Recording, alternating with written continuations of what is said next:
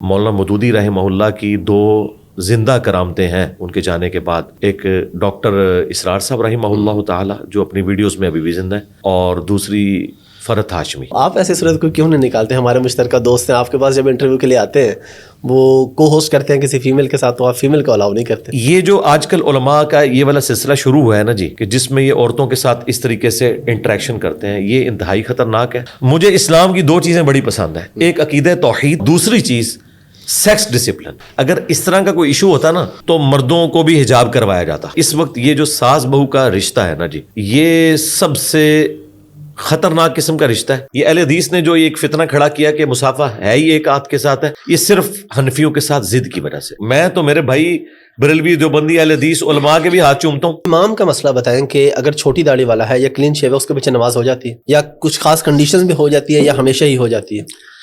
آپ کا کیمرہ سچ سن لے گا.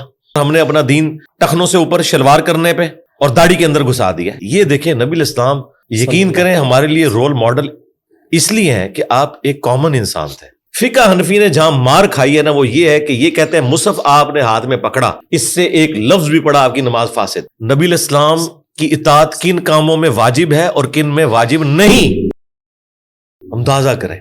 یعنی آپ دنیاوی امور میں کوئی بات کریں, ظاہر نبی الاسلام کا تو ایکسپیرینس نہیں ہے. اگر آپ کو اسلام کے ایتھکس بتائے جائیں نا تو سب سے پہلے مولوی آپ کے خلاف ہو جائیں گے کہ یہ کون سا اسلام ہے, تو انتہائی بد اخلاقی پہ مبنی ہے. یار کتنے جاہل لوگ ہو یار, کیوں اپنے بزرگوں کو بے عزت کرواتے ہو؟ سب سے بڑی مصیبت یہ ڈالی ہوئی ہے انہوں نے کہ آپ کھڑے ہو کے پانی نہیں پی سکتے. میرے بھائی قیامت کی ساری نشانیاں پاکستان میں پوری ہو رہی ہیں. یہ لوگ عام انسان بن کے رہے نا تو جنت میں جانے کے چانسز ہیں. یہ اگر کسی پوسٹ میں بیٹھ گئے جہنم ان کی کنفرم ہے, اگر یہ لوگ انصاف نہ دے سکے. میں نے خلاف کعبہ 2002 میں پکڑ کے دعا کی تھی کہ اے اللہ مجھے بریلوی مارنا, کیونکہ آج اگر ٹی ایل پی کی حکومت آ گئی نا تو وابی نہیں زندہ بچتے. آؤ کوئی بندہ میری شکل سے پہچان کے بتائے کہ میں کس فرقے سے ہوں. ایک ایفرٹ ہے جسے میں معجزے کے لیول پہ دیکھتا ہوں, وہ انٹرنیٹ. یعنی یہ وہ مسئلہ ہے جس میں شیعہ اور وہابی ایک ہے. السلام علیکم جی, حافظ احمد پوڈ کاسٹ میں خوش آمدید. اور یہ میرے خیال میں واحد وہ شخصیت ہے جن کے ساتھ میں بار بار پوڈ کاسٹ کر رہا ہوں. اس لیے کر رہا ہوں کہ باتیں اچھی ہوتی ہیں ماشاءاللہ, قرآن و حدیث سنت کے مطابق ہوتی ہیں, پھر لوگ بہت پسند کرتے ہیں اور لوگ بار بار کہتے ہیں. پہلی کی تو لوگوں نے کہا اب یہ سوال پوچھیں, پھر وہ کی تو لوگوں نے کہا اب یہ سوال پوچھیں. تو میں دوبارہ پھر موجود ہوں انجینئر محمد علی مرزا صاحب کے پاس. علی بھائی تھینک یو ویری مچ. جی جزاک اللہ خیرہ. لا حول ولا قوۃ الا باللہ. اللہم صلی علی محمد وعلی آل محمد. اللہ کا نام لے کے شروع کریں. علی بھائی پہلا سوال یہ ہے کہ جب دین کی خدمت کرنی ہوتی ہے, دین کا کام کرنا ہوتا ہے, تو گنجائشیں نکلتی رہتی ہیں کوئی نہ کوئی. جی جی. کچھ لوگ گنجائش نکال لیتے ہیں کہ خواتین کو بھی انٹرویو دے دیں. چلے اگر ساتھ بیٹھ کے نہ دیں تو آن لائن دے دیں. پہلے ایسا تھا کہ آن لائن تھا, پھر آہستہ آہستہ وہ ساتھ بھی بیٹھ کے. تو آپ ایسی صورت کو کیوں نہیں نکالتے؟ ہمارے مشترکہ دوست ہیں آپ کے پاس, جب انٹرویو کے لیے آتے ہیں وہ کو ہوسٹ کرتے ہیں کسی فیمیل کے ساتھ, تو آپ فیمیل کو الاؤ نہیں کرتے. ہاں جی, اس کی ریزن یہ ہے کہ اسلام میں جو سیکس ڈسپلن ہے نا یہ بہت سخت ہے. اس حوالے سے صحابہ کرام علیہم رضوان کی مبارک زندگیوں میں آپ کو کوئی ایسی چیز نہیں ملے گی. رسول اللہ صلی اللہ علیہ وآلہ وسلم کی شخصیت ایک یونیک پرسنالٹی تھی. وہ امت کے باپ بھی تھے. النبی اولیٰ بالمؤمنین من انفسہم وازواجہ امہاتہم. نبی مومنین کی جانوں سے بڑھ کر ان پر حق رکھتے ہیں, اور نبی کی بیویاں امت کی مائیں ہیں. تو ان کا تو ہمارا ایک باپ اور اولاد والا رشتہ ہے روحانی اعتبار سے. جی.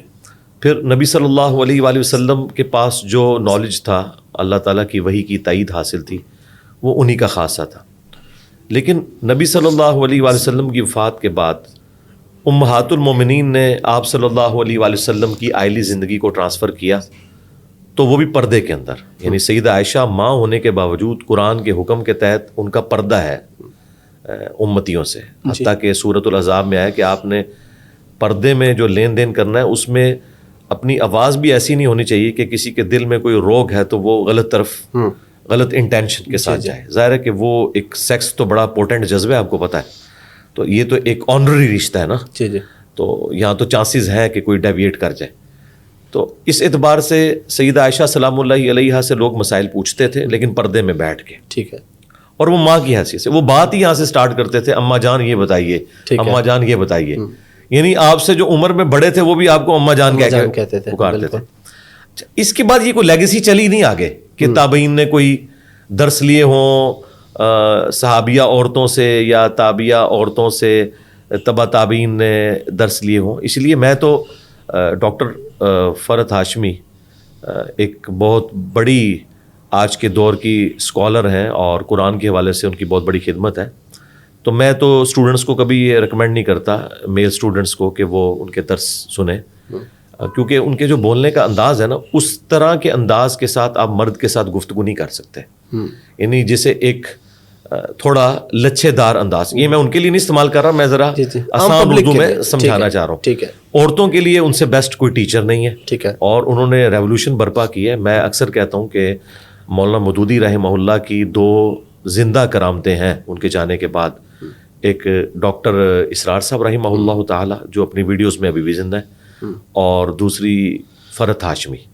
تو یہ یعنی 2 لوگوں نے قرآن کے حوالے سے وہ کام کیا جو صدیوں میں کسی نے نہیں کیا, اور نہ صرف قرآن کے حوالے سے کام کیا بلکہ ایسے اسٹوڈنٹ پروڈیوس کیے کہ جنہوں نے قرآن کی آواز دنیا کے ہر کونے تک پہنچائی, اور ان کے اندر وہ پیشن پیدا ہو گیا کہ ہم نے اب اس دعوت کو لے کے چلنا ہے.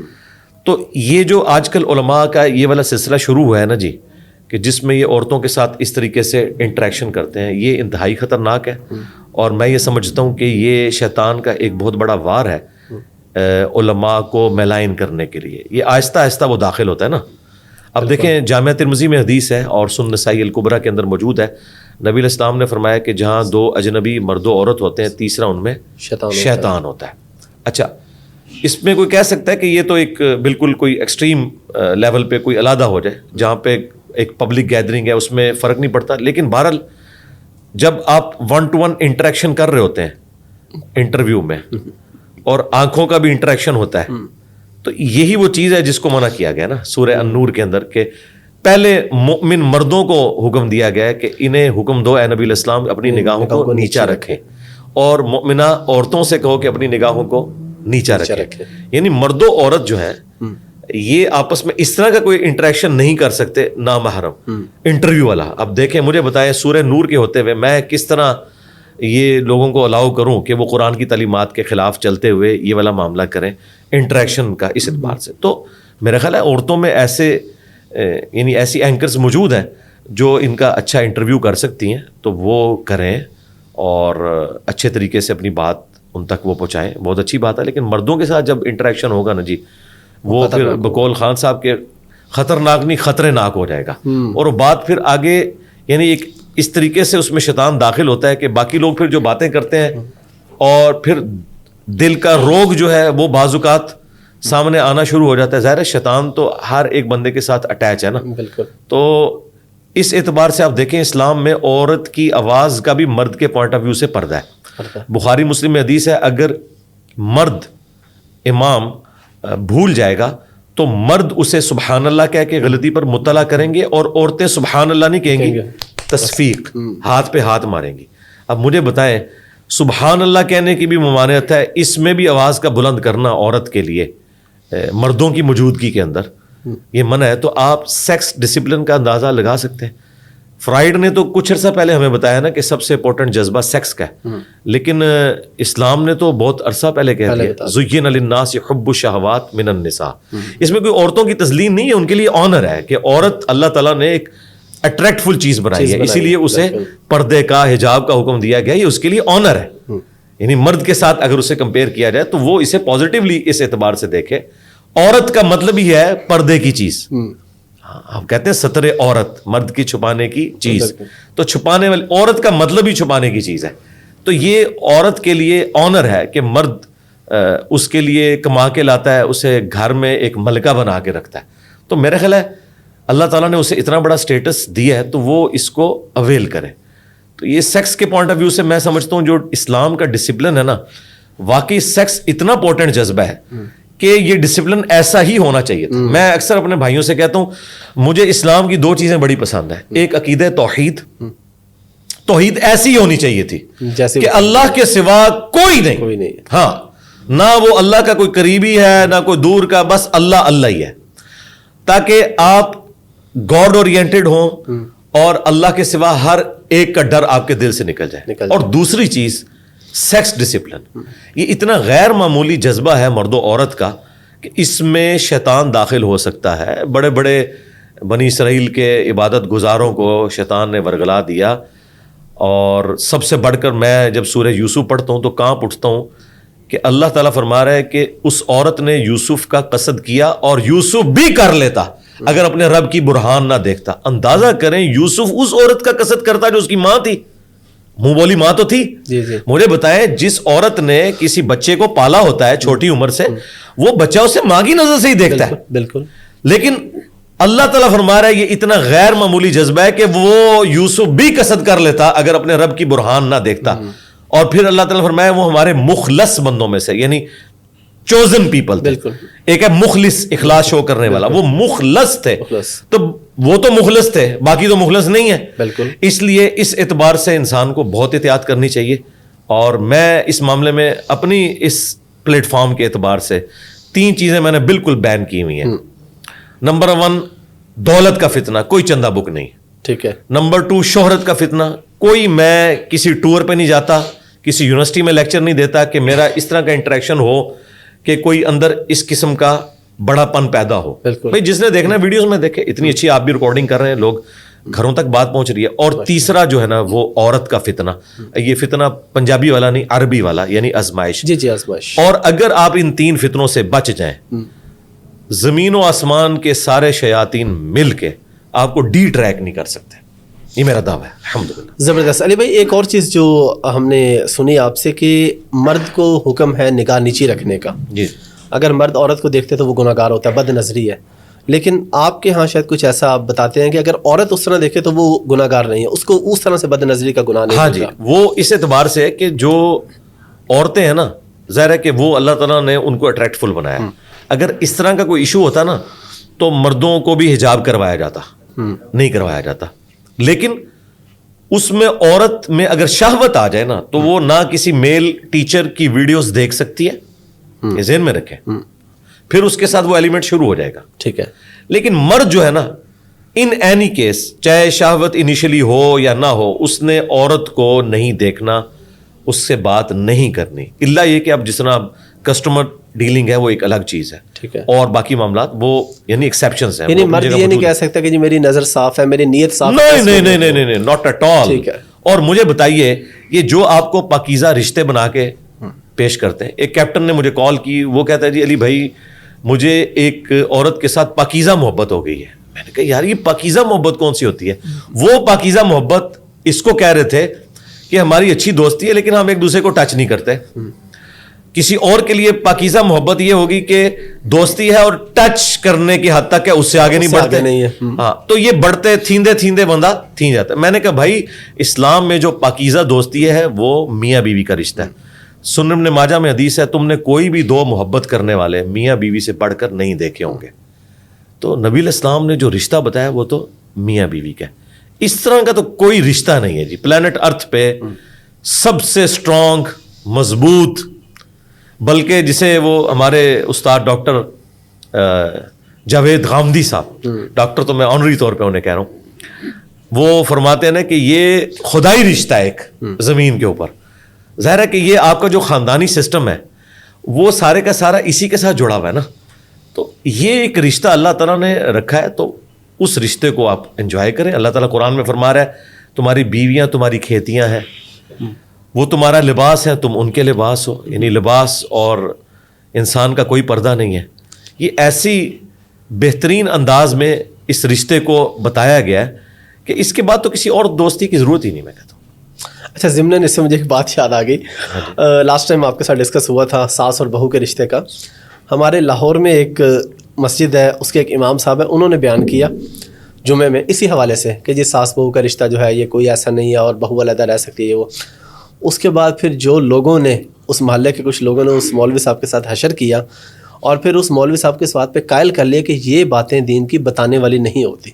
تو یہ ہم کیسے فیصلہ کریں گے کہ کون سی بات بتانے والی ہے اور کون سی بتانے والی نہیں ہے؟ چلیں, یہ اگر بات بتانے والی نہیں تھی تو اس کے ایکویلنٹ جو انہوں نے بات بتائی ہے وہ تو ہے ہی کوئی نہیں تھی. تو یہ تو انہوں نے بدعت کی, دین کے اندر خود سے ایک چیز داخل کر دی. یعنی اس کے الٹ پھر انہوں نے بتایا ہوگا نا کہ یہ کریں. جی جی. تو جو چیز نہیں تھی وہ عوام کے ڈر سے آپ نے خود دین میں داخل کر دی, اور جو دین نے آپ کو بتائی تھی وہ آپ نے چھوڑ دی, نکال دی. تو سرکار یہی تو آپ کا امتحان ہے, دینداری اسی کا تو نام ہے, یہی تو آپ کا چیک تھا. تو وہ معذرت کے ساتھ وہ عالم صاحب فیل ہو گئے.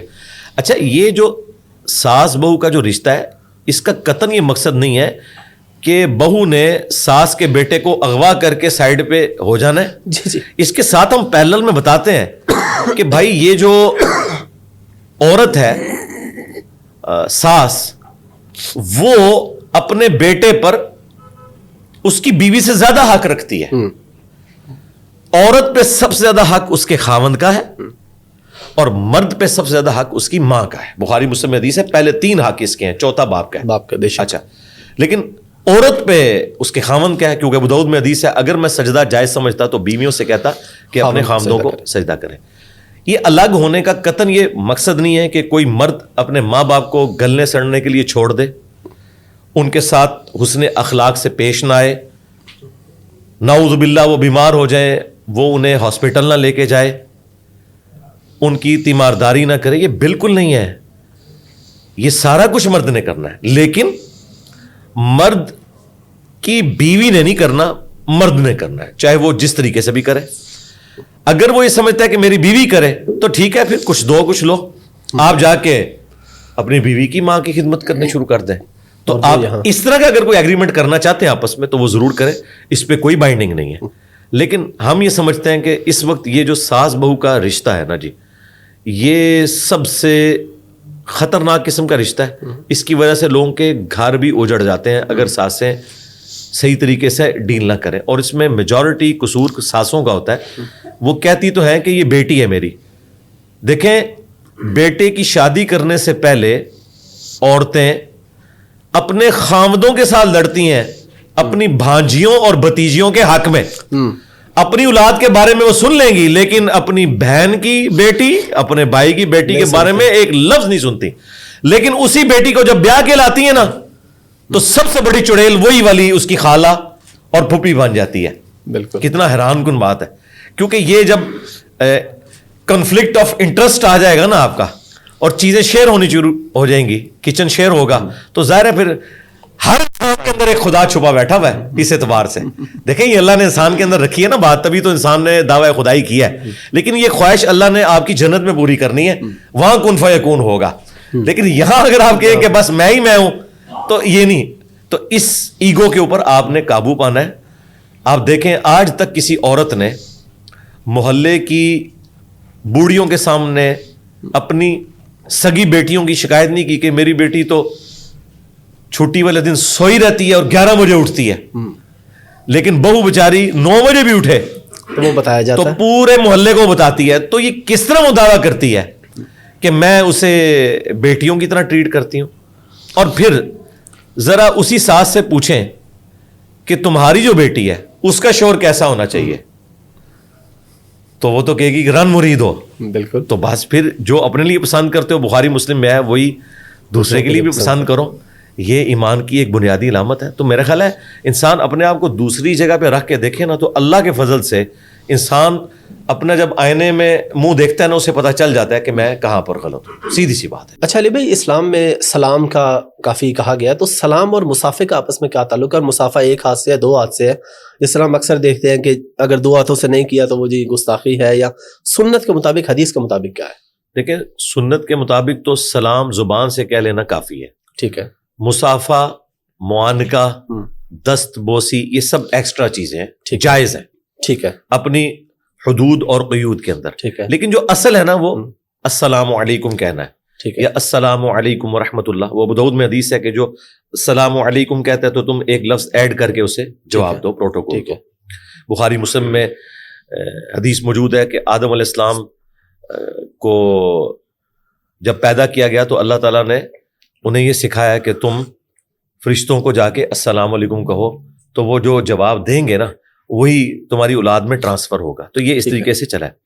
اس کے مختلف سیکھیں ہیں. صرف سلام یہ بھی سلام ہو جاتا ہے, اور یہ قرآن میں ہے. دیکھیں لوگ کتنے حیران ہوتے ہیں, اگر آپ کسی کو کہیں نا سلام, وہ کہے گا پتہ نہیں اس نے مجھے کوئی ٹنڈا سا سلام کیا, یہ مجھے اچھا نہیں سمجھتا. تو قرآن میں ہے کہ حضرت ابراہیم علیہ السلام کے پاس جب فرشتے آئے انسانی شکل پہ, تو انہوں نے کہا تھا سلام, انہوں نے کہا سلام, سلام, السلام علیکم, السلام علیکم ورحمۃ اللہ, السلام علیکم ورحمۃ اللہ وبرکاتہ.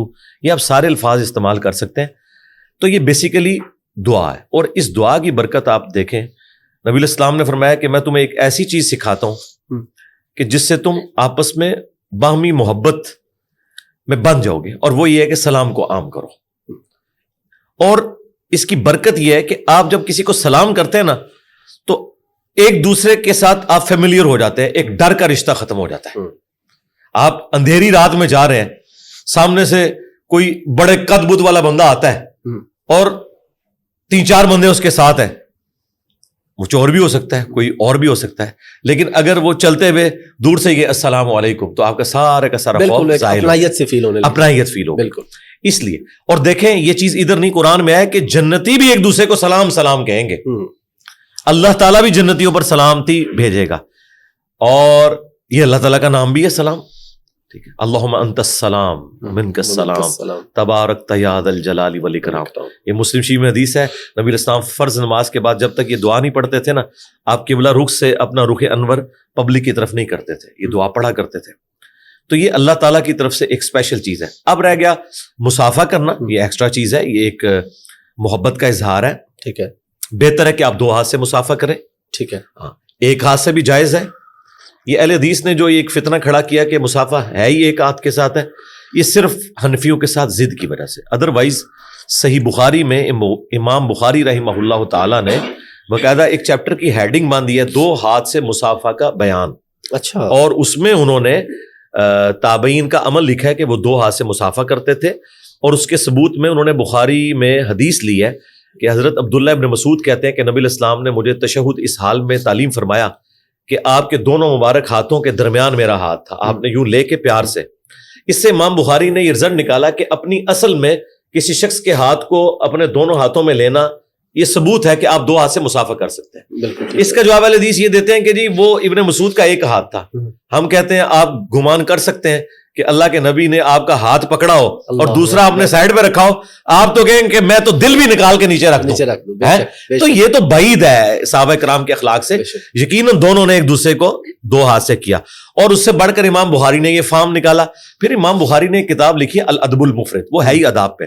اس میں صحیح سند کے ساتھ یہ حدیث ہے. شیخ البانی, شیخ زبیر زئی جو اہل حدیث کے ہاں ایک بڑے محققین ہیں, دونوں نے اس کی صحت کو صحیح کہا کہ سلمہ ابن اکوا کو 2 تابعین ملنے کے لیے گئے, تو انہوں نے اپنے 2 ہاتھ یوں ان کے سامنے نا گفتگو کے دوران ہی نا کوئی بات آئی تو انہوں نے کہا یہ ہے میرے وہ 2 ہاتھ جن سے میں نے نبی الاسلام کے ساتھ مصافحہ اور آپ کے ہاتھ پہ بیعت کی. تو وہ تابعین ایک دم کھڑے ہو گئے, یعنی وہ تو ان کے ہوش ہی اڑ گئے نا, کہ یعنی وہ جس طریقے سے اظہار کرتے, انہوں نے ان کے ہاتھ کو پکڑا اور چوما.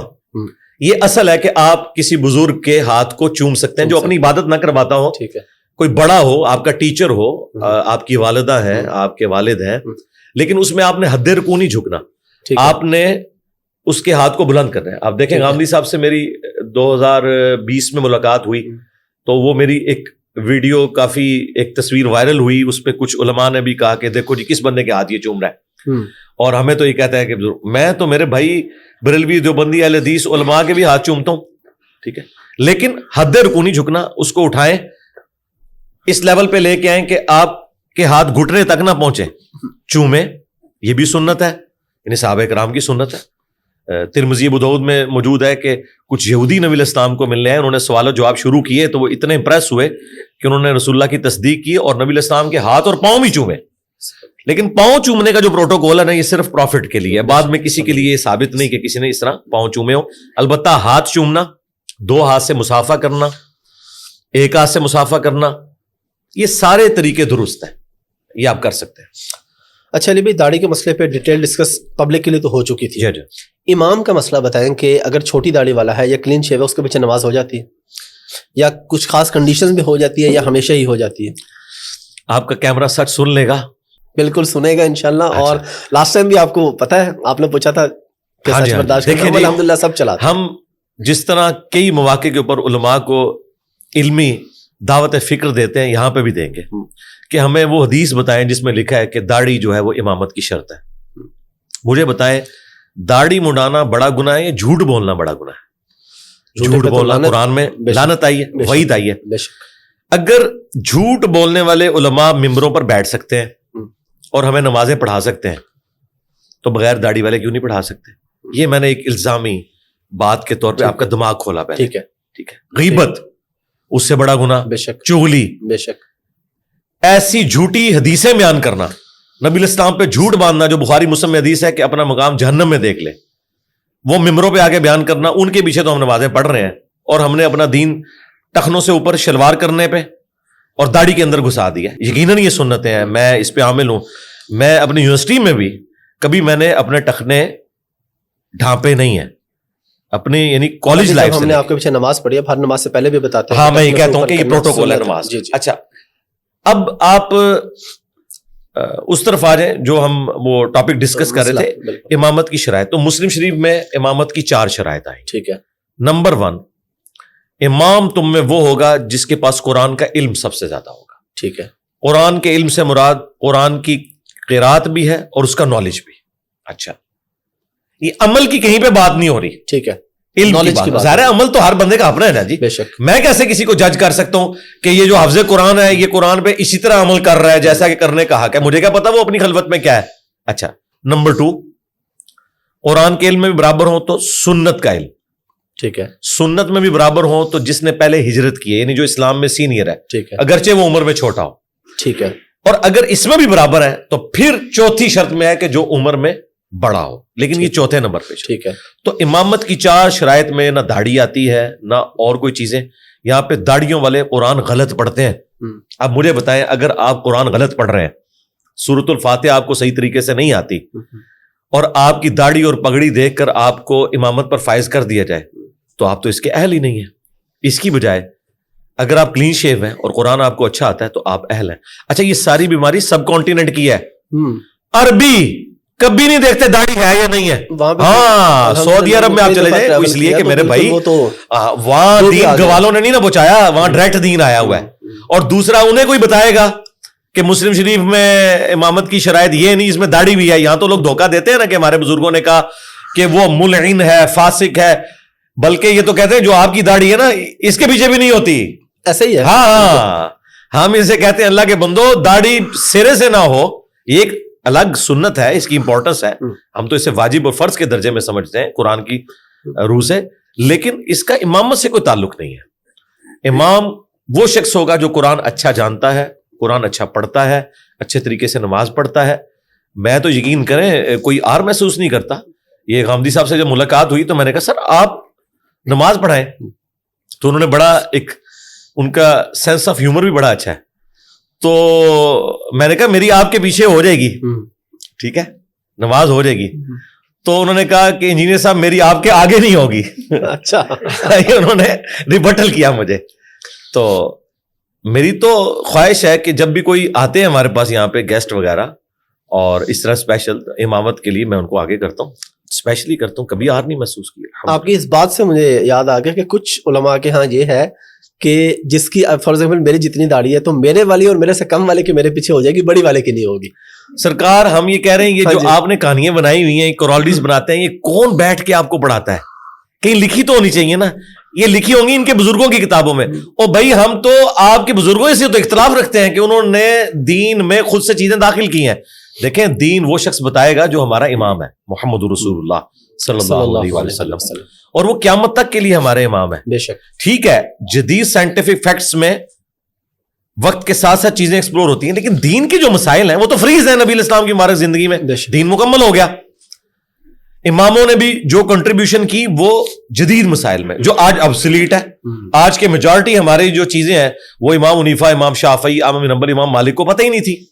मसलन वीडियो कैमरे का मसला, जी जी, इंतकाल खून का मसला, आज़ा की पैवंदकारी का मसला यानी ब्लड डोनेशन और ऑर्गन डोनेशन, कुतबैन पे नमाज का मसला। एक बंदे ने अगले दिन हमसे सवाल किया कि जी चांद पे जाएं तो किस तरह मुंह करके नमाज पढ़ें, किबला कहां होगा? मैंने कहा बड़ा आसान है, इतनी दूर जमीन है, इतनी सी, तो जमीन की तरफ मुंह करो, आपका किबले की तरफ मुंह हो जाएगा। इतने लॉन्ग डिस्टेंस में मसला हल। कुतबैन पे नमाज कैसी होगी? मुस्लिम में हदीस है जब दज्जाल आएगा तो पहला दिन 1 साल का होगा, दूसरा 1 महीने का, तीसरा 1 हफ्ते का और उसके बाद नॉर्मल। तो साहबा ने कहा कि हम अपनी नमाजों का क्या करेंगे? आपने फरमाया अंदाजा मुकर्रर कर लेना। उस वक्त तो साहबा को नहीं पता होगा, लेकिन आज जाएं आप नॉर्थ पे, साउथ पोल के ऊपर बाकायदा क्लॉक्स के साथ 24 घंटे बने हुए हैं। जी जी बिल्कुल। हाँ, सूरज निकला हुआ है, आप इशा की नमाज पढ़ रहे हैं। हाँ, सूरज निकला हुआ है, आप फजर की नमाज पढ़ रहे हैं। सूरज गुरूब है और आप जोर की नमाज पढ़ रहे हैं, तो ये देखें ना, अल्लाह ताला ने हालात व वाक़यात फेवरेबल कर दिए, अल्हम्दुलिल्लाह। अच्छा, एक मैं आपसे वाक़या शेयर करता हूँ, उसमें मैं आपसे सवाल पूछना चाह रहा हूँ, अचानक मेरे जहन में आ गया कि शरई तौर पे इस मसले का क्या है। मैं ये वाक़या है, मैं बल्कि मस्जिद का नाम भी ले लेता हूँ, एक नीली मस्जिद है मैनचेस्टर के अंदर, वहाँ का ये वाक़या है 2013 या 14 का। मैं नमाज़ पढ़ने गया वहाँ पे, तो जो वहाँ की कोई कमेटी थी उनके मेंबर का बेटा तरावी पढ़ा रहा था और 28वां सपारा पढ़ रहा था, बहुत ज़्यादा गलतियाँ कर रहा था। मेरा अल्हम्दुलिल्लाह कुरान बहुत पुख्ता है, मैंने उसको 2-3 गलतियाँ बता दी। जब सलाम फेरा तो इमाम साहब ने मुझे पकड़ लिया, उन्होंने कहा गलती सिर्फ जो पीछे सामने है वो बताएगा, तुम कौन होते हो बताने वाले। अस्तगफिरुल्लाह। अब उसके बाद, और ये मैं आज रिकॉर्ड पे ये बात बता रहा हूँ 2013-14 में, जो क्योंकि वो कमेटी मेंबर का बेटा था और उनके नज़दीक ये मसला है कि सामे के अलावा दूसरा बंदा गलती नहीं बता सकता। मजीद मैंने 4 तरावी वहाँ पे पढ़ी, अगर मैं हानिस नहीं होऊंगा कसम खाऊं तो 50 गलतियां तो उसने की होंगी, उसमें जबर जेर उसकी अपनी थी, सब तो जब वो गलतियां कर रहा था, सामे उस वक्त किधर था? सामे पीछे खड़ा था, तो वो क्यों गलती नहीं निकाल रहा था? वो सिर्फ उसको वो गलती बताता था जहाँ पे वो भूल जाता था और रुक जाता था। जहाँ पे वो चलता जा रहा है उधर जबर जेर जो मर्जी फड़काई जा रहा है वो चलने देता। नहीं, इस तरह तो नहीं कर सकते। अच्छा, हम उन्हीं की बात उन पे उलटते हैं जो वो कह रहे थे ना सामे की जिम्मेदारी है। जी जी। तो उनसे अगला सवाल आपने ये नहीं किया कि सामे अगर गलती स्किप करे तो उसका वबाल किस पे होगा? आप इस गुनाह का वबाल उठाएंगे अपने ऊपर? ये आपने उनसे पूछा? नहीं, हम उस वक्त बच्चे थे। अब अगली बात सुने, अबू दाऊद में हदीस है, पूछ सकते जी मैं आपको सुन, अबू दाऊद में हदीस है, नबी इस्लाम ने एक दफा नमाज पढ़ाई और आपने एक आयत बीच में स्किप कर दी क़िरात के दौरान। नमाज पढ़ के जब फारिग हुए तो एक सहाबी ने नबी इस्लाम के पास जाके कहा, या रसूलल्लाह, आपने ये आयत छोड़ दी थी बीच में। तो आपने उनकी सजनिश फरमाई, आपने फरमाया तुमने मुझे नमाज में टोकना था। आपने तो नहीं फरमाया कि मेरा सामने जो है वो अबू बकर है या उमर है या उस्मान है या अली है, वो आम साहबी थे। तो उन्हें बताएं कि तुम किस नबी के मानने वाले हो, नबी इस्लाम ने तो सबको इजाजत दी है। फिर बुखारी मुस्लिम में हदीस है, नबी इस्लाम ने एक दफा जोर की 2 रकतें पढ़ाई, सलाम फेरा और मस्जिद से भी बाहर निकल गए। अब सारे सहाबा जो है ना वो रिस्पेक्ट वाले उसमें थे। एक सहाबी जिन्हें जुल यदैन कहा जाता था, 2 हाथों वाला, वो 2 हाथों वाला इसलिए कहा जाता था कि उनके हाथ बड़े बड़े थे। वो नबी इस्लाम के पास जाके मस्जिद के दरवाजे पे खड़े हो गए, उनका, या रसूलल्लाह, नमाज कम हो गई है या आप भूल गए? तो नबी इस्लाम ने फरमाया कि ना नमाज कम हुई है और ना मैं भूला हूं, यानी नबी इस्लाम ये भी भूल गए कि वो भूल चुके हैं। अल्लाह अकबर। आप पूरे कॉन्फिडेंट थे कि मैंने 4 रकतें पढ़ाई हैं। उनका, या रसूलल्लाह, आपने 2 रकतें पढ़ाई हैं। आपने फरमाया मैंने 2 रकतें पढ़ाई हैं। फिर आपने बाकी की तरफ देखा, कहा ये ठीक कह रहा है। फिर एक एक करके सारों को कॉन्फिडेंस आया। अच्छा, नबी इस्लाम उसी वक्त वापस मुड़े, 2 रकतें जो रह गई थी वो पूरी की, ठीक है, सजदा साफ किया। ये लोग कहते हैं कि आप अगर जगह भी बदल लें, किसी से बात कर लें, तो ये हदीस में ये लिखा हुआ है कि ऐसा हुआ, ये दोबारा से नमाज पढ़वाते हैं। अच्छा, फिर नबी इस्लाम ने सलाम फेर के खुतबा दिया। आपने फरमाया मैं भी एक इंसान हूं, जिस तरह बाकी लोग भूलते हैं मैं भी भूल जाता हूं। जब मैं भूल जाऊं तो तुम मुझे याद करवा दिया करो। अंदाजा करें यारा, आपका इमाम वो है जिसके अंदर कोई तकल्लुफ नहीं बात बताने में। बुखारी में हदीस है, नबी इस्लाम एक दफा मस्जिद में फजर पढ़ाने आए, आप फरमाया रुक जाओ, वापस गए। साहबा कहते हैं आप इस हाल में आए कि आपकी मुबारक जुल्फों से पानी टपक रहा था। अहले हदीस ने ये हदीस ये बताने के लिए रखी हुई है कि हुजूर नंगे सर नमाज पढ़ रहे थे।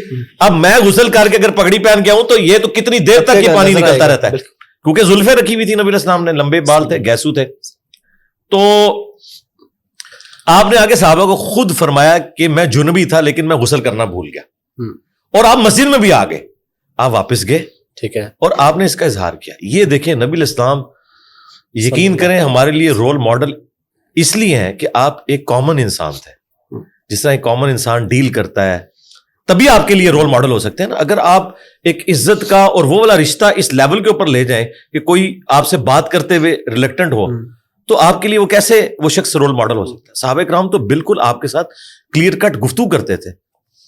एक शरई मसला है जो बुखारी शरीफ में हदीस मौजूद है कि अगर गुलाम और जो कनीज जो होती हैं, जो लोंडियां होती थी, इनकी आपस में शादी हो ना, इनमें से अगर एक भी आजाद हो जाए ना, अगर वो कनीज आजाद हो जाती है तो वो फिर आजाद औरत है। वो चाहे तो अपने मर्द के साथ रहे चाहे ना रहे।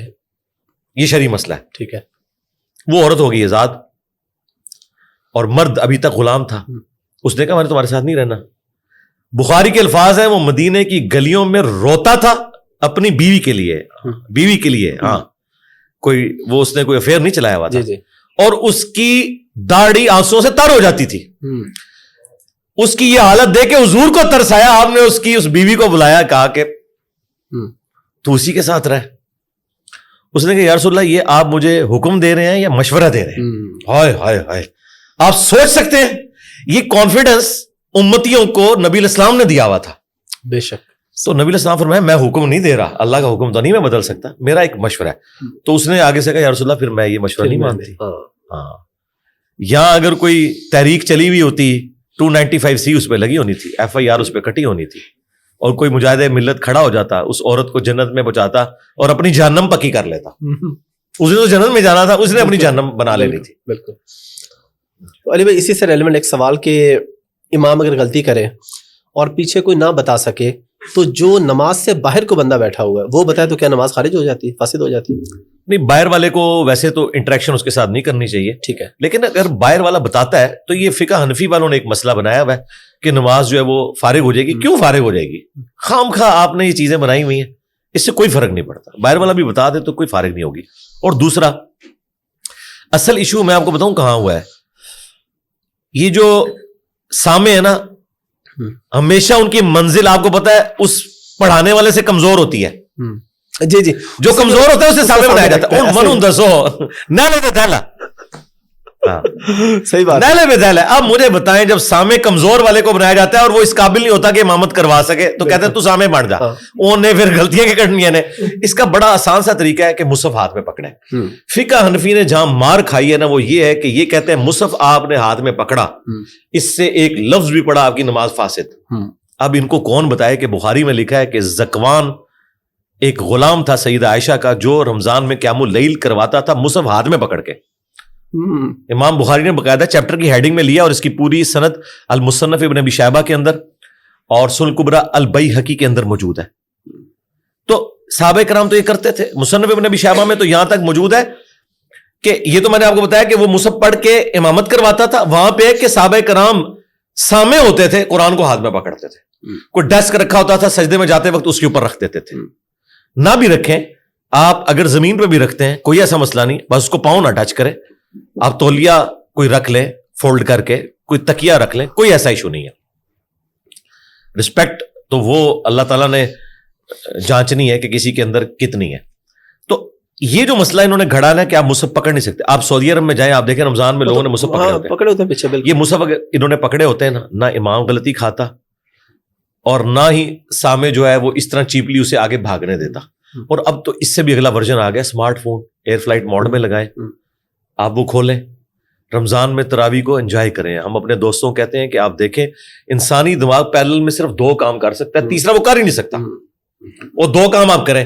جب وہ قرات کر رہا ہے آپ عربی پہ نظر رکھیں, نیچے نیچے اردو دیکھتے جائیں. میں آپ کو کہتا ہوں پوری نماز میں آپ کو وسوسہ ہی نہیں آئے گا. تیسرا کوئی چیز وہ دماغ سوچ ہی نہیں سکتا. تو پیرل میں آپ کا قرآن بھی کور ہوگا. یقین کریں جو 1.5 گھنٹے کی تراویح آپ کو لگتا ہے کہ 1.5 سال کی ہوگی ہے نا, آپ کہیں گے یہ فوراً ختم ہوگی. میں آپ کو بتاؤں کہ مجھے قرآنک عربی اچھی آتی ہے, یعنی میں قرآن کا ترجمہ کہیں سے بھی کر لیتا ہوں. حدیث والی عربی جو وہ ظاہر ہے کہ وہ اس طرح یوز ٹو نہیں ہوں. تو میں تو اتنا انجوائے کرتا ہوں قرآن سننے کو. میں کہتا ہوں کوئی اچھا پڑھنے والا ہو پوری رات سناتا رہے, انٹرسٹ نہیں لوز ہوتا. ایک ایسی کتاب ہے کہ آپ کا انٹرسٹ لوز نہیں ہوتا. یہ جو لوگ رکوع کا انتظار کرتے ہیں نا تراویحوں میں, وہ ٹھیک کرتے ہیں بیچارے, ان کا کیا انٹرسٹ ہے. ہاں, ایک تو انہیں ان کا ترجمہ نہیں پتا, پلس عربی بھی نہیں سمجھ آ رہی. یعلمون تعلمون ہے نا. بالکل. ہمارے محلے میں ایک مسجد تھی, وہ حافظ قرآن پورا مہینہ 2-4 صورتیں ہی نا آگے پیچھے کر کے انہیں سناتا رہا, اور وہ خوش تھے کہ ہمارا قرآن چل رہا ہے. لیکن اس کی عقل مندی تھی, اس نے سورہ یاسین سورہ ملک نہیں پڑھی, ورنہ تو پکڑا جاتا نا. ہاں, اسے بھی پتا تھا کہ بس یہ اس طریقے سے میں کام چلاؤں.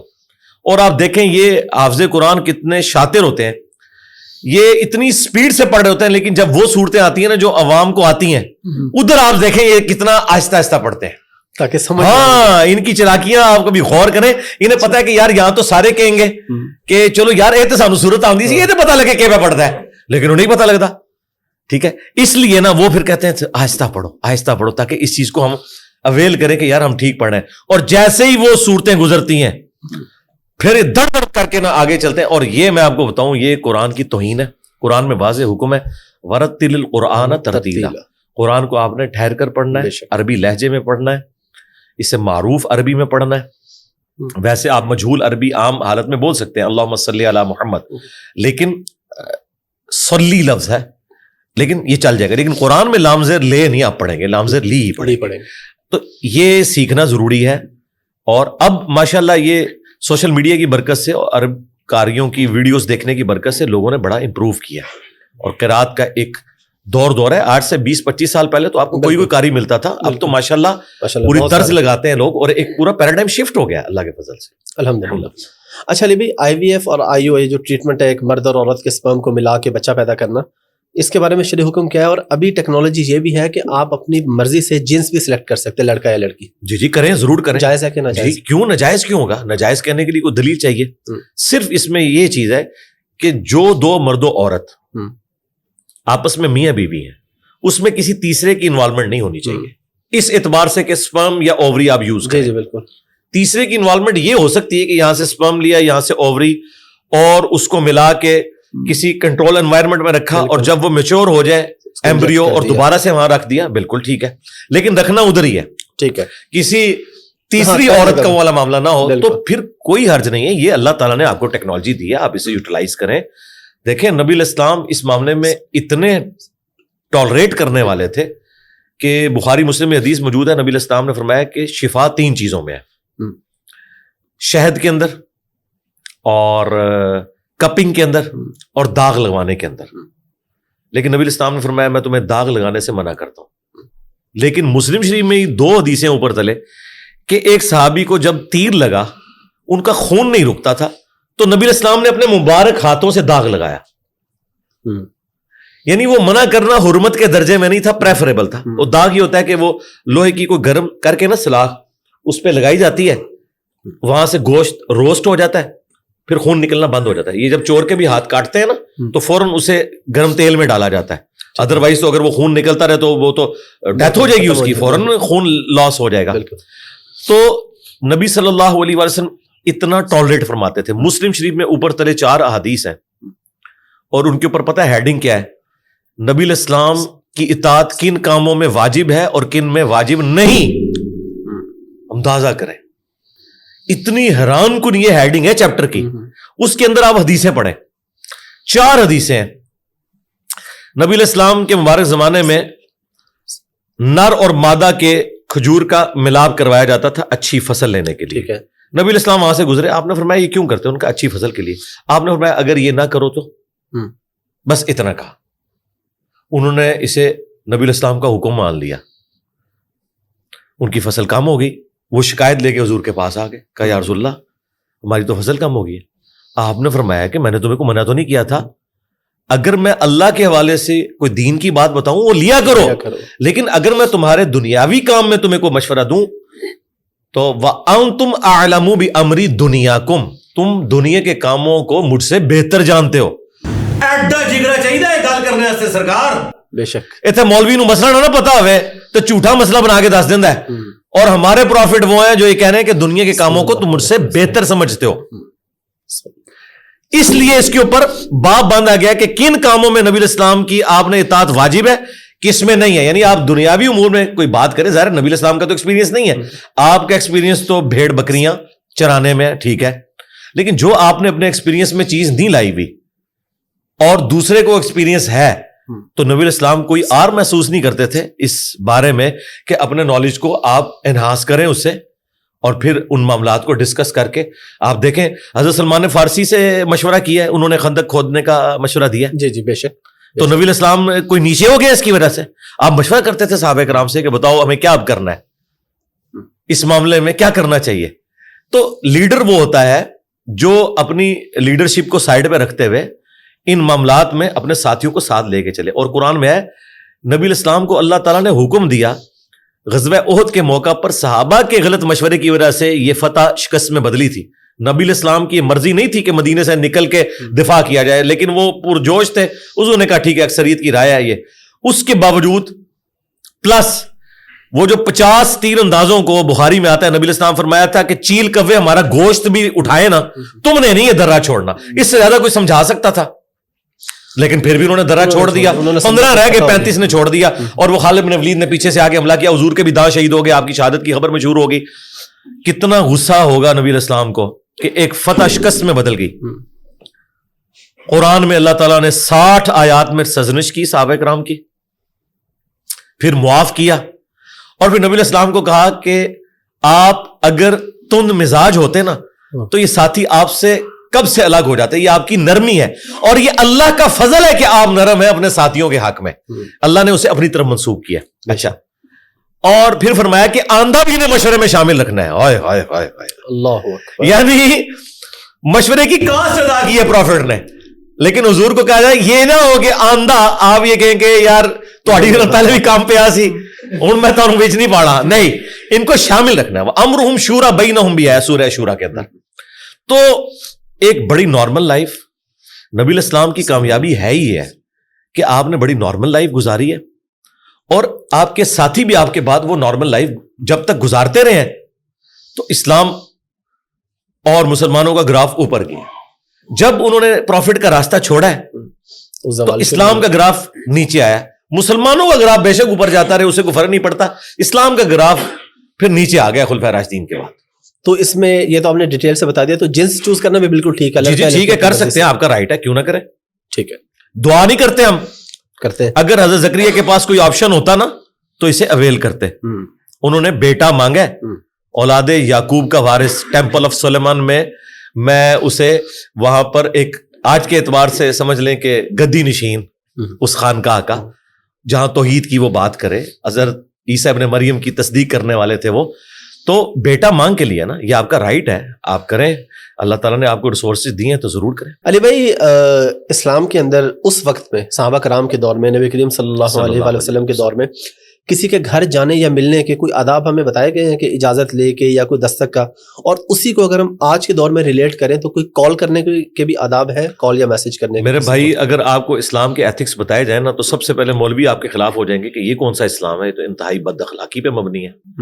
بخاری مسلم میں حدیث ہے کہ جب کسی کے گھر جاؤ 3 دفعہ اجازت مانگو, جواب ملے تو ٹھیک, ورنہ واپس چلے جاؤ. یعنی جواب کے بھی آپ پابند نہیں ہے اندر بیٹھا ہوا شخص. ٹھیک ہے, ہاں کوئی پابند نہیں کہ وہ بتایا کہ میں نہیں ملنا چاہتا یا میں ہوں یا نہیں. آپ نے 3 دفعہ نوک کیا, دیٹس آل. یہاں کہتے ہیں جی جب تک وہ جواب نہیں دیتا میں نوک کرتا رہوں گا, یہ حرام ہے, یہ اس کا رائٹ ہے, سیدھی سی بات ہے. اور یہ موبائل ایک کال دیں جی میرے بھائی, بس. یہ جو گھر جا کے 3 دفعہ نوک ہے نا, وہ تو سمجھ آتی ہے کہ اہل خانہ دور ہوں گے, وہاں آواز نہیں پہنچی یا کسی کام میں مشغول ہوں گے, تو آپ 3 دفعہ بیل دے لیں, تھوڑا انتظار کر لیں. موبائل میں تو ایسا کوئی مسئلہ نہیں نا, اس میں تو ایک بیل بھی چلی جائے تو وہ ریکارڈ میں آ جائے گی. اگر اس کو آپ سے اتنا کوئی عشق ہوا, آپ سے کوئی محبت ہوئی اور آپ کی وہ عزت کرنے والا ہوا, ہو سکتا ہے وہ آپ کے شر سے وہ بچ رہا ہو, آپ 10 کالے بھی کرے وہ نہیں سنے گا. تو یقین کریں جن کے ساتھ آپ کا چاہت کا رشتہ ہوتا ہے, وہ ایک مس کال بھی آ جائے نا, چھوٹی سی بھی معصوم سی, آپ خود کال کرتے ہیں. میرے خیال بلکہ مس کال کی بھی ضرورت نہیں, ایک ٹیکسٹ میسج پھینکے, کوئی مسئلہ نہیں. یہ بار بار کالیں کرنا یہ تکلیف دینا ہے. اور ایک اور بدتمیزی جو میں اپنے بھائیوں کو ہائی لائٹ کرتا ہوں, یہ اتنی بڑی بدتمیزی ہے کہ ایک بندہ آپ کو ملنے آیا, آپ موبائل میں لگے ہوئے, وہ آپ سے باتیں کر رہا ہے, اور پھر وہ جب پوچھتا ہے نا کہ ہاں جی وہ اس کو کوشچن کرتا ہے تو بندہ کہتا ہے کیا کہہ رہے سر. تو میں اسی لیے کہتا ہوں یار موبائل سائڈ پہ رکھو, تمہیں میں نے آنر دی ہے, تمہارے پاس آ کے بات کرو. میرے آفس میں بھی ایسا ہوتا تھا, میں اپنے جونیئرز کے ٹیبل پہ جا کے ان سے ڈسکشن کے لیے, اب ان کا فون آ گیا اور 10 منٹ سن رہے ہیں, تو میں نے کہا اس سے بہتر تھا بھائی میں بھی تمہیں فون ہی کر لیتا. جو فزیکلی ہے اس کی امپورٹنس ہے, آپ کو کوئی فون کر رہا ہے روک دیں اس کو, سائلنٹ لگائیں. بالکل سب سے پہلا رائٹ وہ ہے جو فزیکلی آپ کے پاس آیا ہے. وہ جو فون پہ بات کر رہا ہے بعد میں بھی کر لیں گے, اس کا مطلب ہے کہ اسے بھی آپ کے پاس نہیں آنا چاہیے تھا, فون ہی کھڑکانا چاہیے تھا. ایسا نہ کریں, ڈیو ریسپیکٹ دیں, پہلی پرائورٹی اس کی ہے. اور یہ میں ڈیڈکٹ کرتا ہوں بخاری مسلم کی وہ حدیث کہ نبی السلام نے فرمایا کہ جو سوار ہے وہ پیدل والے کو سلام کرے گا, اور جو پیدل چل رہا ہے وہ بیٹھے ہوئے کو سلام کرے گا, پروٹوکول ہے نا.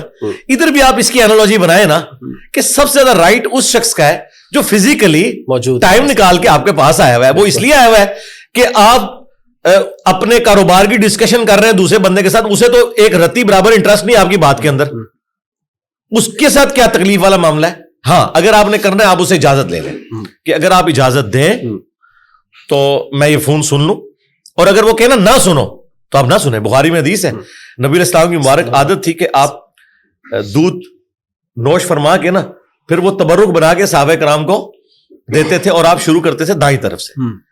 ایک دن بائی چانس یہ ہوا کہ حضرت ابوبکر بائیں طرف بیٹھے تھے اور دائیں طرف ایک بچہ بیٹھا ہوا تھا.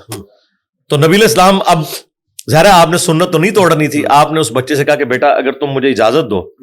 ان کا نا بچے بھی انہیں ٹرین, ان کا یا رسول اللہ میں اپنے اوپر کسی کو فوقیت نہیں دوں گا. تو حضور نے کہا ٹھیک ہے. یہاں ہوتا تو اس کا ابا بھی اسے سمجھانا ہوتا, اوے چپ کر بدتمیزا. ٹھیک ہے, تو آپ دیکھیں صحابہ کرام کتنے فرینک تھے, بالکل کلیئر کٹ اپنی ڈسکشن کرتے تھے اور اپنے جو پرابلمز تھے وہ حضور کے ساتھ ڈسکس کرتے تھے. کوئی بات دل میں آئی ہے وہ ڈائریکٹ آ کے حضور سے کرتے تھے اور نبی علیہ السلام ان کے سولوشنز دیتے تھے. الحمدللہ. اسی سے یہ بات ریلیٹ ہوگی کہ صحابہ کرام نبی کریم صلی اللہ علیہ وآلہ وسلم کے آنے پہ کھڑے ہو جاتے تھے, اور یہ کھڑے ہونا کیسا ہے؟ حدیث سے کوئی ثابت ہے کہ کوئی بڑا یا استاد ہے تو سب لوگ کھڑے ہو جائیں یا بیٹھے رہیں؟ ہاں, اس میں دیکھیں نبی علیہ السلام نے پرسنلی اپنے لیے اسے پسند نہیں فرمایا. اچھا, ہاں جی, لیکن اسے حرام نہیں فرمایا. ٹھیک ہے, ٹھیک ہے. ترمذی کی حدیث ہے, انس بن مالک کہتے ہیں ہم میں ایک ایسا شخص آتا تھا جو ہمیں سب سے بڑھ کر محبوب تھا, لیکن ہم ان کے استقبال میں کھڑے نہیں ہوتے تھے کیونکہ وہ اسے ناپسند فرماتے تھے. یہ الفاظ بتا رہے ہیں کہ یہ حرام نہیں تھا, وہ پرسنل ان کی ایک چوائس تھی. پرسنل چوائس کسی کی ہو سکتی ہے.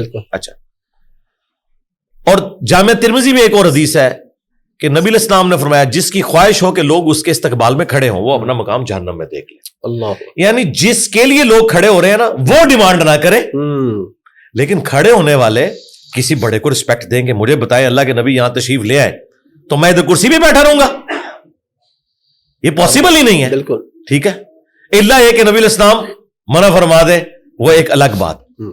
اچھا, پھر نبی علیہ السلام دوسروں کے لیے جو تعلیم فرماتے تھے ایٹیکیٹس وہ یہ تھے. بخاری مسلم میں حدیث ہے, سعد ابن معاذ کو غزوہ خندق کے موقع پر ایک تیر لگا, یہاں رگ ان کی وہ مین رگ جو ہے نا اس پہ تیر لگا, اور آپ کو پتا ہے وہ تو ڈیتھ بھی ہو سکتی تھی اور اس سے ان کی ڈیتھ ہو بھی گئی. اس کو خون کو روکنے کی بڑی کوشش کی, وقتی طور پہ تھم گیا. بنو قریظہ کا انہوں نے فیصلہ کیا ان کی ڈیمانڈ کے اوپر, پھر وہ گدھے پہ آئے زخمی حالت میں, تو نبی صلی اللہ علیہ وآلہ وسلم نے انصار مدینہ سے کہا قوموا الی سیدکم, کھڑے ہو جاؤ اپنے سید کی طرف. اچھا, وہ کہتے ہیں یہ ہے قوموا الی سیدکم, قوموا لی سیدکم نہیں ہے کہ اپنے سردار کے استقبال میں کھڑے ہو جاؤ. ہم کہتے ہیں کہ وہ پھر کیوں کہا تھا, وہ کہتے ہیں اس لیے کہ نبی علیہ السلام نے ان کو کہا کہ اپنے سردار کو گدھے سے اتارو کیونکہ وہ زخمی ہے. تو وہ تو دو بندوں کی ڈیوٹی ہوتی. آپ نے پورے انصار مدینہ ان کے قبیلے کو اوس کو کہا کہ قوموا الی سیدکم, رسپیکٹ دی. نبی علیہ السلام کی کوئی ذاتی شغف کسی معاملے میں ہو سکتی تھی, نبی علیہ السلام کئی چیزوں کو اپنی ذات کے اعتبار سے ناپسند فرماتے تھے, اس کا ہمیں پروٹوکول رکھنا ہے. لیکن جو باقی معاملات ہیں نبی علیہ السلام نے وہ اس کو حکم کے طور پر امت میں جاری نہیں کیا تو اس پہ کوئی قدغن نہیں. مثلا نبی علیہ السلام کا یہ ذاتی شغف تھا کہ آپ دائیں جوتی پہلے پہنتے تھے. کسی حدیث میں نہیں ملے گا نبی علیہ السلام نے اسے تعلیم فرمایا ہو. اگر کوئی الٹی جوتی پہلے پہن لے کوئی گناہ گار نہیں. لیکن کھانے پینے کے بارے میں مسلم شریف میں حدیث ہے کہ کھانا دائیں ہاتھ سے کھانا ہے, بائیں سے شیطان کھاتا ہے. اب یہ حکم آ گیا اور یہ اس درجے کا حکم ہے کہ ایک صحابی حضور کے سامنے کھانا کھا رہے تھے بائیں ہاتھ سے, نبی السلام نے فرمایا کہ دائیں ہاتھ سے کھاؤ. انہوں نے اپنی شرمندگی مٹانے کے لیے کہا کہ میرا دائیں ہاتھ کام نہیں کرتا, تو حضور کی مبارک زبان سے نکل گیا کہ اچھا پھر اب نہ ہی کام کرے. اس دن کے بعد اس کا ہاتھ نہیں اٹھا منہ کی طرف. یہ اتنی بڑی وعید ہے. کھانے پینے میں سختی ہے. باقی نبی علیہ السلام کا یہ شغف ہے کہ کرتے کی پہلے دائیں آستین پھر بائیں. ٹھیک ہے, لوگ اس میں کنفیوز ہوتے ہیں کہ جی وہ جانور قربان کرنا ہے, اور لوگ لیفٹی ہوتے ہیں وہ کہتے ہیں جی اب ہم دائیں سے کریں. تو بھائی آپ نے مسلم شریف کی حدیث ہے کہ چھری کو تیز کرو جانور کو آرام پہنچاؤ. ایک لیفٹی بندے کا کیا کام ہے کہ دائیں ہاتھ میں چھری پکڑ کے تو تکلیف میں ڈالے اس کو ہو سکتا ہے وہ کھڑا ہی ہو جائے جانور, ہاں الٹا گلے پڑ جائے, تو وہ لیفٹی جو ہے وہ اس کا وہ رائٹ ہینڈ ہی ہے, یعنی وہ پاورفل. جس طرح ہے نا حدیث میں کہ اللہ کے دونوں ہاتھ ہی دائیں ہیں, ٹھیک ہے نا, وہاں دائیں سے مراد ہے پاورفل. اچھا, تو جو آپ نے پاورفل کام کرنا ہے وہ ایک لیفٹی پھر لیفٹ ہینڈ سے ہی کرے گا.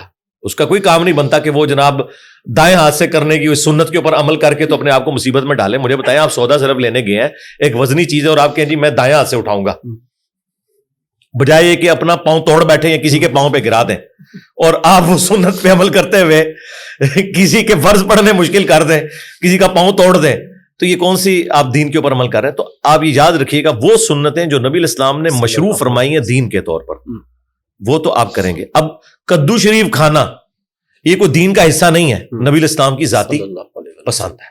صحابہ کرام محبت کرتے تھے, کدو کھاتے تھے, لیکن اگر کسی کو ناپسند ہے تو اس کو آپ گستاخ رسول نہیں کہیں گے. جسے ہم کہتے ہیں قاضی ابو یوسف نے تلوار نکال لی تھی, یار کتنے جاہل لوگ ہو یار, کیوں اپنے بزرگوں کو بے عزت کرواتے ہو یہ بات کر کے. خود نبی الاسلام نے کتنی حلال چیزیں ناپسند فرمائی ہیں اپنی ذاتی شغف کی وجہ سے. بخاری مسلم میں آتا ہے خالد ابن ولید بیٹھے ہوئے تھے, نبی الاسلام بیٹھے ہوئے تھے, تو گوہ کا گوشت لایا گیا, دسترخوان پہ رکھا گیا, اور خالد ابن ولید کہہ رہے ہیں میں کھاتا جا رہا ہوں, نبی الاسلام میری طرف یوں کر کے دیکھ رہے ہیں. میں نے کہا یا رسول اللہ آپ فرمائیں میرے علاقے کی غذا نہیں, میرا دل نہیں اس کی طرف مائل ہوتا. بس تو کیا نبی الاسلام نے اللہ کی نعمت ٹھکرا دی؟ یہ وہ حدیثیں ہیں جو ان مولویوں نے چھپائی ہوئی ہیں. کہتے ہیں ہم نے چھپائی نہیں, بس ڈسکس نہیں کی. یار ڈسکس کر کے بتاؤ نا امت کو. ہمارے جو نوجوان بچے ہیں وہ بےچارے انہی چکروں میں پڑے رہتے ہیں کہ ہمارے یہ چیز دایاں ہاتھ سے پکڑنی ہے, یہ بایاں ہاتھ سے پکڑنی ہے. خدا کے لیے یار کیوں لوگوں کو مصیبت میں ڈالا ہوا ہے؟ سب سے بڑی مصیبت یہ ڈالی ہوئی ہے انہوں نے کہ آپ کھڑے ہو کے پانی نہیں پی سکتے. وہ حدیث منسوخ ہے صحیح مسلم کی, اور اس کی ناسخ حدیث بخاری میں ہے. مولا علی اپنے دور خلافت میں کوفے جب شفٹ ہوئے تو انہوں نے وضو کیا, لوگوں کو وضو کا طریقہ سکھایا مسجد کے اندر, اور پھر جو بچا ہوا پانی تھا نا اس برتن میں کھڑے ہو کر پبلکلی پیا, اور کہا کہ کوفے کے لوگوں میں نے دیکھا ہے کہ تم لوگ اس چیز کو معیوب سمجھتے ہو, جبکہ میں نے اللہ کے نبی الاسلام کو کھڑے ہو کے پانی پیتے ہوئے دیکھا ہے. یہ حدیث ناسخ ہے اس حدیث کی کہ شروع میں تھا, بعد میں منع کر دیا. مسلم شریف میں حدیث ہے کہ شروع میں آگ پہ پکی ہوئی چیز کھانے کے بعد وضو تھا, بعد میں اس چیز سے منع کر دیا گیا اور اجازت دے دی گئی. تو نبی الاسلام نے, جامع ترمذی میں حدیث ہے, ابن عمر کہتے ہیں ہم نبی الاسلام کے مبارک زمانے میں کھڑے ہو کر کھانا بھی کھاتے تھے اور پانی بھی پی لیتے تھے, نبی الاسلام نے کبھی منع نہیں فرمایا. آپ مجھے بتائیں, ایک بندہ دوستوں کے ساتھ واک کرنے نکلا ہے, اس بیچارے نے اپنی جیب میں چند مونگ پھلی کے دانے ڈالے ہوئے ہیں یا کچھ چنے ڈالنی ہیں, اب اس نے کھانے ہیں تو وہ تھوڑی تھوڑی دیر بعد جا کے کہیں بیٹھتا ہے اور منہ میں ڈال دیا. یار خدا کے لیے یار یہ کون سا دین آپ لوگوں کو سکھا رہے ہیں؟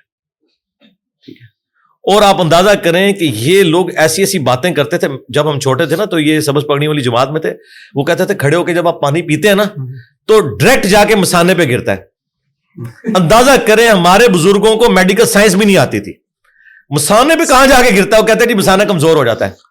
انہیں پتہ ہی نہیں کہ پانی کہاں سے ٹریول کر کے مسانے تک پہنچتا کب ہے. جس طرح وہ ایک ویڈیو وائرل ہے, وہ کہتے ہیں کہ جی آپ نے روزے کی حالت میں استنجا احتیاط سے کرنا ہے ورنہ پانی اوپر چڑھا جائے گا. یار ان سے پوچھو کہ ان کو, اچھا اس میں وہ کہتے ہیں میدے تک پہنچنے کا اندیشہ ہے. اللہ کے بندو ٹوٹ سکتا ہے, میدے تک تو تم سارے مل کے بھی پانی نہیں پہنچا سکتے. تمہیں اندازہ ہی نہیں کہ میدا کب آتا ہے, اور میدے کے بعد چھوٹی آنت پھر بڑی آنت, کوئی موٹر بھی لگائے نا تو تب بھی وہاں نہیں پانی پہنچا سکتا. اس سے آپ اندازہ لگائیں, یہ اپنے بزرگوں کے بارے میں کلیم کرتے ہیں نا ان کی بڑی خدمات ہیں, انہیں بڑا علم غیب تھا, ان کو بیسک سائنس بھی نہیں آتی تھی. بیسک سائنس بھی نہیں آتی کہ پانی انڈر گریوٹی نیچے جاتا ہے یا اوپر چڑھتا ہے. یہ ان لوگوں کی حالت ہے, اور لوگوں کو پریشان کیا ہوا ہے, اور لوگ پھر ہم سے مسئلے پوچھ رہے ہوتے ہیں کہ جناب یہ روزہ ٹوٹ جاتا ہے. جی اندازہ کریں. اچھا علی بھائی, سائنس کی بات ہوئی تو سائنس سے ایک سوال ذہن میں آ گیا کہ قدرتی آفات پوری دنیا میں آتی ہیں. جاپان, ساؤتھ کوریا, وہ ایک ایریا ایسا ہے کہ وہاں پہ زلزلے اکثر آتے رہتے ہیں لیکن وہاں پہ نقصان نہیں ہوتا. انگلینڈ, یورپ میں وہاں پہ بارشیں بہت زیادہ ہوتی ہیں لیکن وہاں پہ کبھی سیلاب نہیں آتا. ہمارے ہاں جب بھی کوئی مسئلہ ہوتا ہے تو ہم اللہ پہ ڈال دیتے ہیں کہ اللہ کا عذاب ہے. جیسے ابھی ریسنٹ زلزلہ آیا یہاں پہ, اور اس طرح ترکی میں آیا زلزلہ. تو ذرا قرآن و حدیث کی روشنی میں اور سائنس, کیونکہ آپ کے پاس ماشاءاللہ آپ کی پوری ریسرچ ہے, تو دونوں حوالے سے بتا دیں کہ صرف اللہ کا عذاب ہوتا ہے, اور اگر ہم اس کا کوئی سد باب کرتے ہیں تو سد باب کرنا کیا گناہ میں شامل ہو جاتا ہے؟ میرے بھائی قیامت کی ساری نشانیاں پاکستان میں پوری ہو رہی ہیں. دنیا تو دن بدن ترقی کر رہی ہے. یہ ہم کام چور لوگوں کا ایک اسکیپ روٹ ہے. اور شریعت نے اس کی اجازت نہیں دی کہ آپ اس طرح کے معاملات اللہ تعالیٰ کے اوپر ڈالیں. اللہ تعالیٰ نے انسان کو ترقی کروائی ہے نا, اور آپ نے اپنے معاملات کو گیون سرکمسٹانسز میں لے کر چلنا ہے. نبی صلی اللہ علیہ وآلہ وسلم اور ان کے اصحاب اس طرح کے معاملات کو اس طریقے سے لے کر چلا کرتے تھے. جو چیزیں دوسرے ملکوں میں اپرچونٹیز ہیں, ہمارے لیے وہ عذاب بنی ہوئی ہیں. عذاب ہو تو ہر جگہ ہی آئے نا. معذرت کے ساتھ اس کا سلوشن یہ ہے کہ جس طرح یورپ نے ویٹیکن سٹی میں بٹھا دیا تھا نا مولویوں کو اپنے, جب تک آپ اپنے مولویوں کو نا سائڈ پہ نکال کے نا کسی ناردرن ایریا میں کوئی ویٹیکن سٹی نہیں بناتے نا, اس وقت تک اس پاکستان کی ترقی نہیں ہو سکتی. الا یہ کہ وہ خود سائنس کی تعلیم حاصل کریں اور لرن کریں اور قرآن و سنت بھی پڑھیں. آپ مجھے بتائیے, سورہ یوسف کے اندر جب اس بادشاہ نے خواب دیکھا تھا کہ 7 جو ہے موٹی گائے چر رہی تھیں نیل سے نکل کے, اور پھر ایک 7 خشک زمین سے پتلی گائے نکلی اور ان کو کھانا شروع ہو گئی. بالکل. اور اس خواب کی تعبیر بتائی سیدنا یوسف علیہ السلام نے. اس کے بعد پتہ کیا الفاظ ہیں قرآن میں؟ انہوں نے کہا کہ آپ مجھے وزیر خوراک بنا دیں, میں امانت دار بھی ہوں اور اس معاملے کو بہتر طریقے سے ٹیکل کر سکتا ہوں. انہوں نے یہ نہیں کہا کہ میں دعا کروں گا انشاءاللہ یہ ٹل جائے گی. اور وہ کس طریقے سے وہ 7 سال خوشحالی کے آئے, اس میں انہوں نے گندم زیادہ کاشت کی, ذخیرہ اس کو سٹوں کے اندر رہنے دیا, باہر دانے نہیں نکالے کیونکہ وہ ایکسپوز ہوں گے اور وہ خراب ہو جائیں گے. یہ بھی اللہ نے ان کو ایک ٹیکنیک سکھائی تھی. اور پھر اگلے 7 سال تک نہ صرف خود گندم استعمال کی بلکہ دور دراز سے لوگ, ان کے بھائی بھی آگے, آپ کو پتا ہے. اور اس طریقے سے شام سے یہ لوگ مصر شفٹ ہوئے. تو حضرت یوسف علیہ السلام نے تو ٹیکنالوجی کا استعمال کیا, اسے عذاب لائی. حالانکہ یہ اس سے بڑا کیا عذاب تھا؟ آپ کو یہ بتایا جاتا نا قحط آ جائے گا, بارشیں ہونا بند ہو جائیں گی, اور پائی 7 سال بارشیں نہیں ہوئیں. یوسف علیہ السلام نے کوئی رونا پیٹنا نہیں ڈالا, انہوں نے اسے مینج کیا. یقین کریں ہم اس ملک میں ہیں, آپ کے پلیٹ فارم سے میں پاکستانی نیشن تک یہ پیغام پہنچاؤں گا, اللہ کے بندو آپ اس ملک میں ہیں جہاں 330 دن سورج نکلتا ہے, سولر انرجی آپ کے پاس اویلیبل ہے. آپ کے پڑوسی ملک نے, انڈیا نے, ایک سولر بہت بڑے ایک ایریے کے اندر ایسا ایک پورا پلانٹ لگایا سولر کا پورا سسٹم کہ پورے پاکستان کی جو ڈیمانڈ ہے اس سے زیادہ وہ ایک جگہ سے لے رہے ہیں سولر. اچھا جی 22,000 میگا واٹ ایک جگہ سے لے رہے ہیں صرف سولر سے. ابھی ونڈ انرجی الگ سے. اور چائنا میں آپ چلے جائیں, وہ تو کہہ رہے ہیں 2060 تک ہم گرین انرجی کریں گے. سعودی عرب جن کو آپ کہتے ہیں عربی بڑتم آ گئے, سرکار وہ گندم ایکسپورٹ کر رہے ہیں, پھل ایکسپورٹ کر رہے ہیں, مچھلی ایکسپورٹ کر رہے ہیں. ریتلی زمینوں میں کیا انہوں نے جنگل میں منگل کر دیا, اور ہم ابھی تک اس چکر میں ہیں کہ فوج کا سیاست میں کردار ہونا چاہیے یا نہیں ہونا چاہیے, جوڈیشری کو لچ تلنا چاہیے یا نہیں تلنا چاہیے. ہمارے یہ مسئلے ہیں میرے بھائی, ہم ان مسئلوں سے جب تک باہر نہیں نکلتے ہم کچھ نہیں کر سکتے. تو جس ملک میں 330 دن سورج نکلتا ہے, اس ملک میں جن لوگوں نے کروڑوں کی گاڑیاں رکھی ہوئی ہیں, کروڑوں کے بنگلے بنائے ہوئے ہیں, 20-25 لاکھ روپے کا 10 kVA کا ایک سسٹم اپنے گھر میں نہیں لگا سکتے تاکہ وہ بجلی جو وہ یوز کر رہے ہیں وہ غریب کو ملے. آج بھی گورنمنٹ جو آپ کو 25 روپے کا یونٹ دے رہی ہے نا, گورنمنٹ کو وہ 40 سے 50 روپے کا پڑتا ہے. اوپر صدقہ خیرات کا 15 روپے گورنمنٹ آپ کو سبسڈائز کر کے دیتی ہے. ایک امیر آدمی کا کام تو نہیں ہے کہ وہ وابڈا سے سستی بجلی لے رہا ہے سبسڈائز. کیوں؟ وہ تو افورڈ کر سکتا ہے. جو 1 کروڑ کی گاڑی افورڈ کر سکتا ہے وہ 20 لاکھ کا سولر سسٹم نہیں اپنے گھر لگا سکتا. میں نے ملک ریاض صاحب سے اس طریقے سے DHA کے جو کرتے دھرتے ہیں, سٹی ہاؤسنگ کے کرتے دھرتے ہیں, جدھر زیادہ بجلی استعمال ہو رہی ہے, کیونکہ ہمارے ملک کا 40% جو لوڈ ہے وہ ایئر کنڈیشن کے اوپر ہے. ان سے میں نے ریکویسٹ کی کہ یار آپ لوگ پابند کرو کہ 1 سال سے زیادہ ہم بجلی نہیں دیں گے, اپنے سولر لگاؤ, بورنگ بھی کرائیے, سولر بھی کراؤ, تاکہ کم از کم یار غریبوں کے لیے بجلی اویلیبل ہو. یہ آپ کام کرو. تو مجھے اس سے ہے کہ وہ اپرچونٹی بناتے ہیں, یعنی دنیا پانی سے ڈیم بناتی ہے, ہم پانی کو ڈیم بنانے کی بجائے وہ غریبوں کے اوپر چھوڑ دیتے ہیں, ان کی فصلیں برباد کرتے ہیں, اور پھر اس نام کے اوپر ہم دوسرے ملکوں سے چندے ہتھیاتے ہیں, اور وہ چندے بھی جو ہتھیاتے ہیں نا وہ بھی اپنے اوپر لگاتے ہیں. آپ دیکھیں وہ ہمارے وہ جو بھائی ہیں ARY کے اوپر پروگرام کرتے ہیں, شاہ جی کیا نام ہے ان کا, اقرار اقرار بھائی جی, انہوں نے جو پروگرام کیا یار میرے تو آنسو آ گئے یار, کتنے ظالم ہیں یہ سندھ کے آفیسرز کہ وہ امداد کے کمبلوں کو اور وہ سامان کو کس طریقے سے بیچ رہے ہیں اور غریبوں تک پہنچ ہی نہیں رہا جن کے نام کے اوپر وہ آیا ہوا ہے. تو یہ کیا سمجھتے ہیں یہ بچ جائیں گے؟ بخاری مسلم میں حدیث ہے کہ بدترین گڈریا وہ ہے جو حکمران ہے.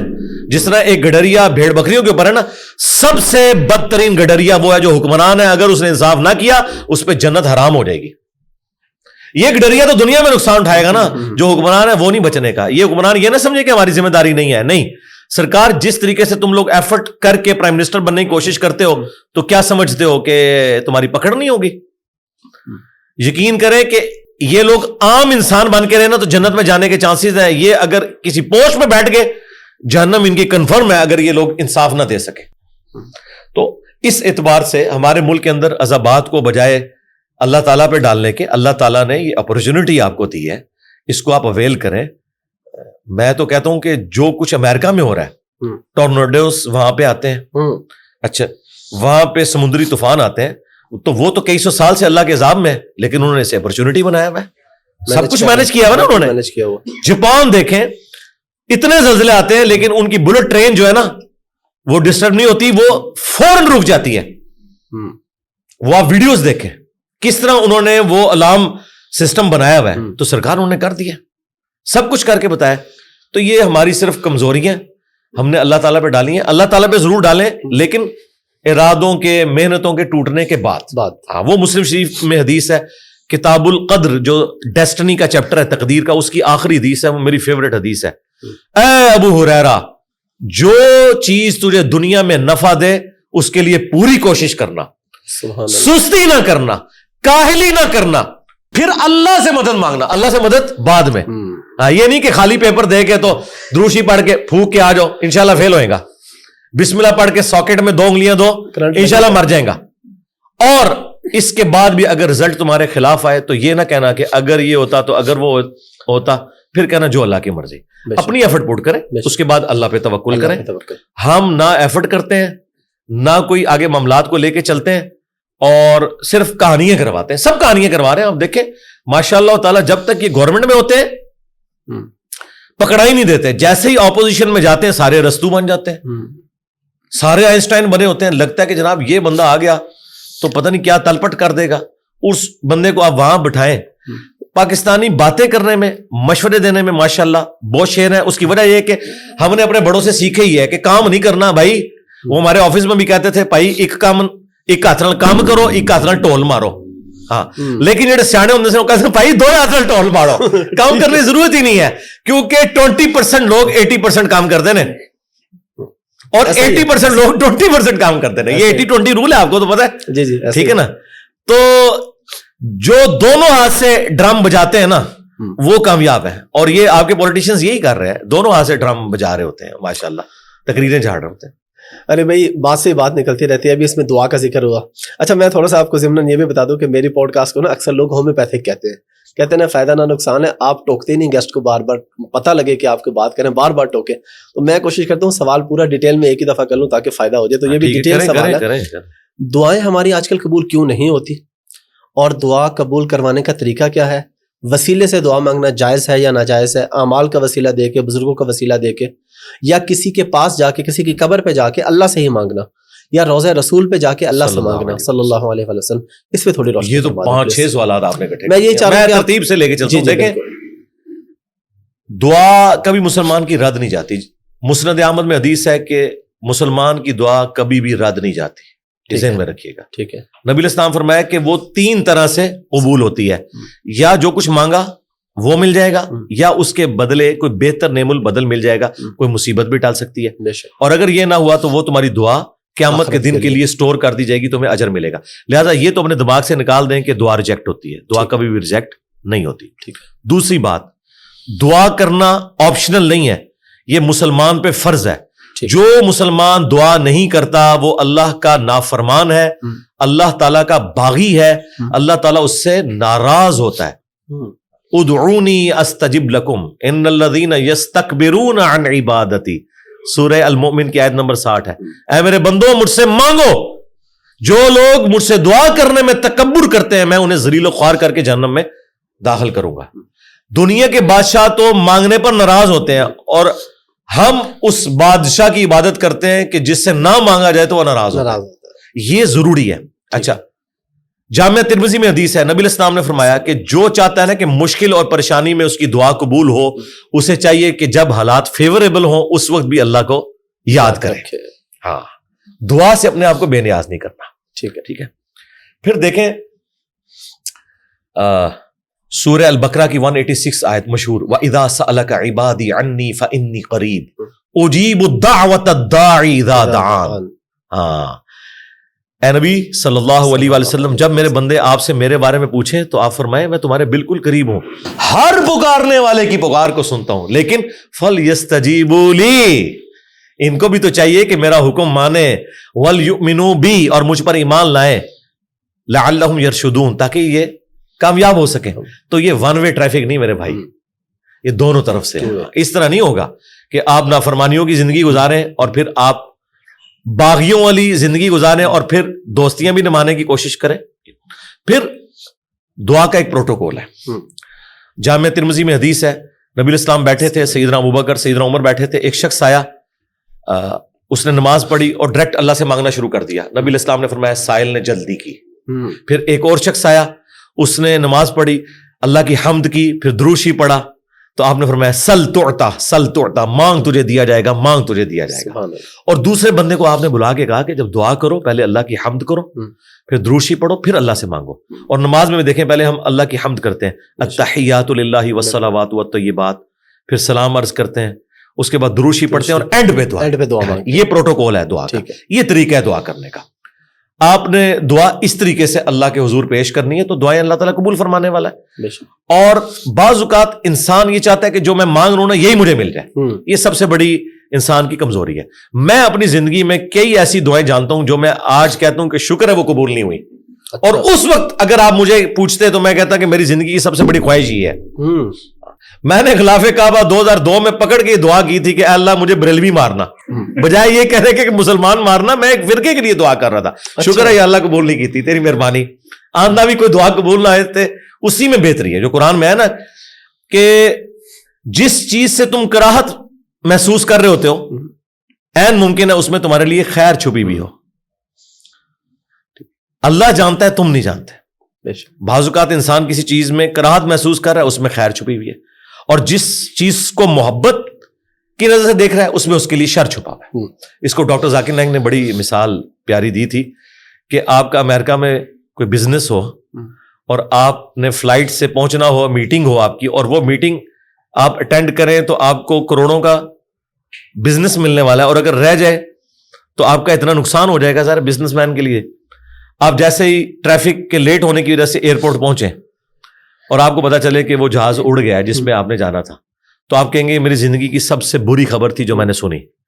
اور اسی گاڑی میں واپس آتے ہوئے آپ کو خبر ملے کہ وہ جہاز کریش کر گیا, تو آپ کہیں گے وہ میری زندگی کی سب سے بہترین خبر تھی جو میں نے اس وقت سنی تھی, شکر ہے میں نہیں بیٹھا اس میں. بالکل ایک ہی خبر تھوڑی دیر پہلے زندگی کی بدترین خبر تھی اور اگلے لمحے وہ سب سے اچھی. اچھا, اس چیز کو اللہ نے قرآن میں حضرت موسیٰ اور خضر کے واقعے میں سمجھایا, جس میں وہ ایک بچے کی گردن مروڑ دیتے ہیں. وہ یہ نہیں ہے کہ یہاں کو پیر بچوں کی گردنیں مروڑیں گے, وہ فرشتہ تھا, وہ حضرت اسرائیل والا کام کر رہا تھا, اس کو اللہ تعالیٰ نے اتنی عمر بچے کو دینی تھی. لیکن اس کے جواب میں انہوں نے کیا کہا کہ تمہارے رب نے ارادہ کیا کہ اس سے بہتر اولاد انہیں دے, کیونکہ اس اولاد نے ذلیل کروانا تھا ماں باپ کو.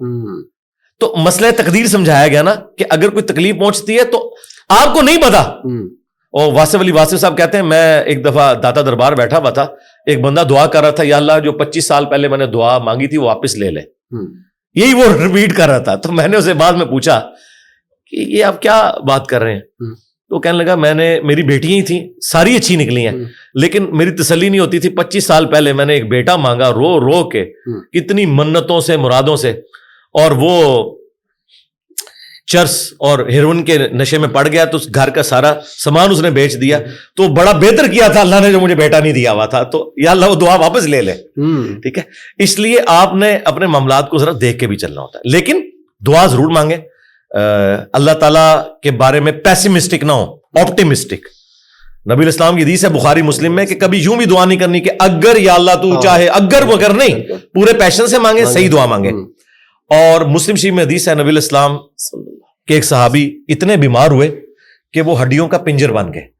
نبی الاسلام ان کی عادت کرنے کے، آپ نے کہا کہ تو اللہ سے کیا مانگتا ہے یہ جو تیری حالت ہوئی ہوئی ہے؟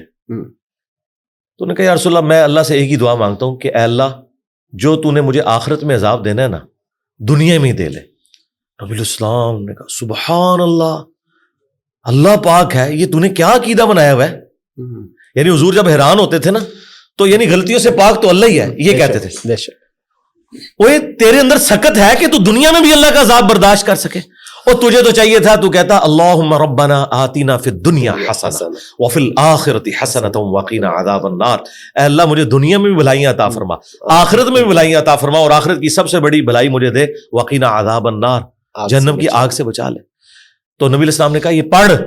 اس نے پڑھنا شروع کیا. صحابہ کرام کہتے ہیں کچھ دنوں بعد وہ ایسے ہو گیا جیسے مردہ زندہ ہو جاتا ہے، بالکل ٹھیک ہو گیا.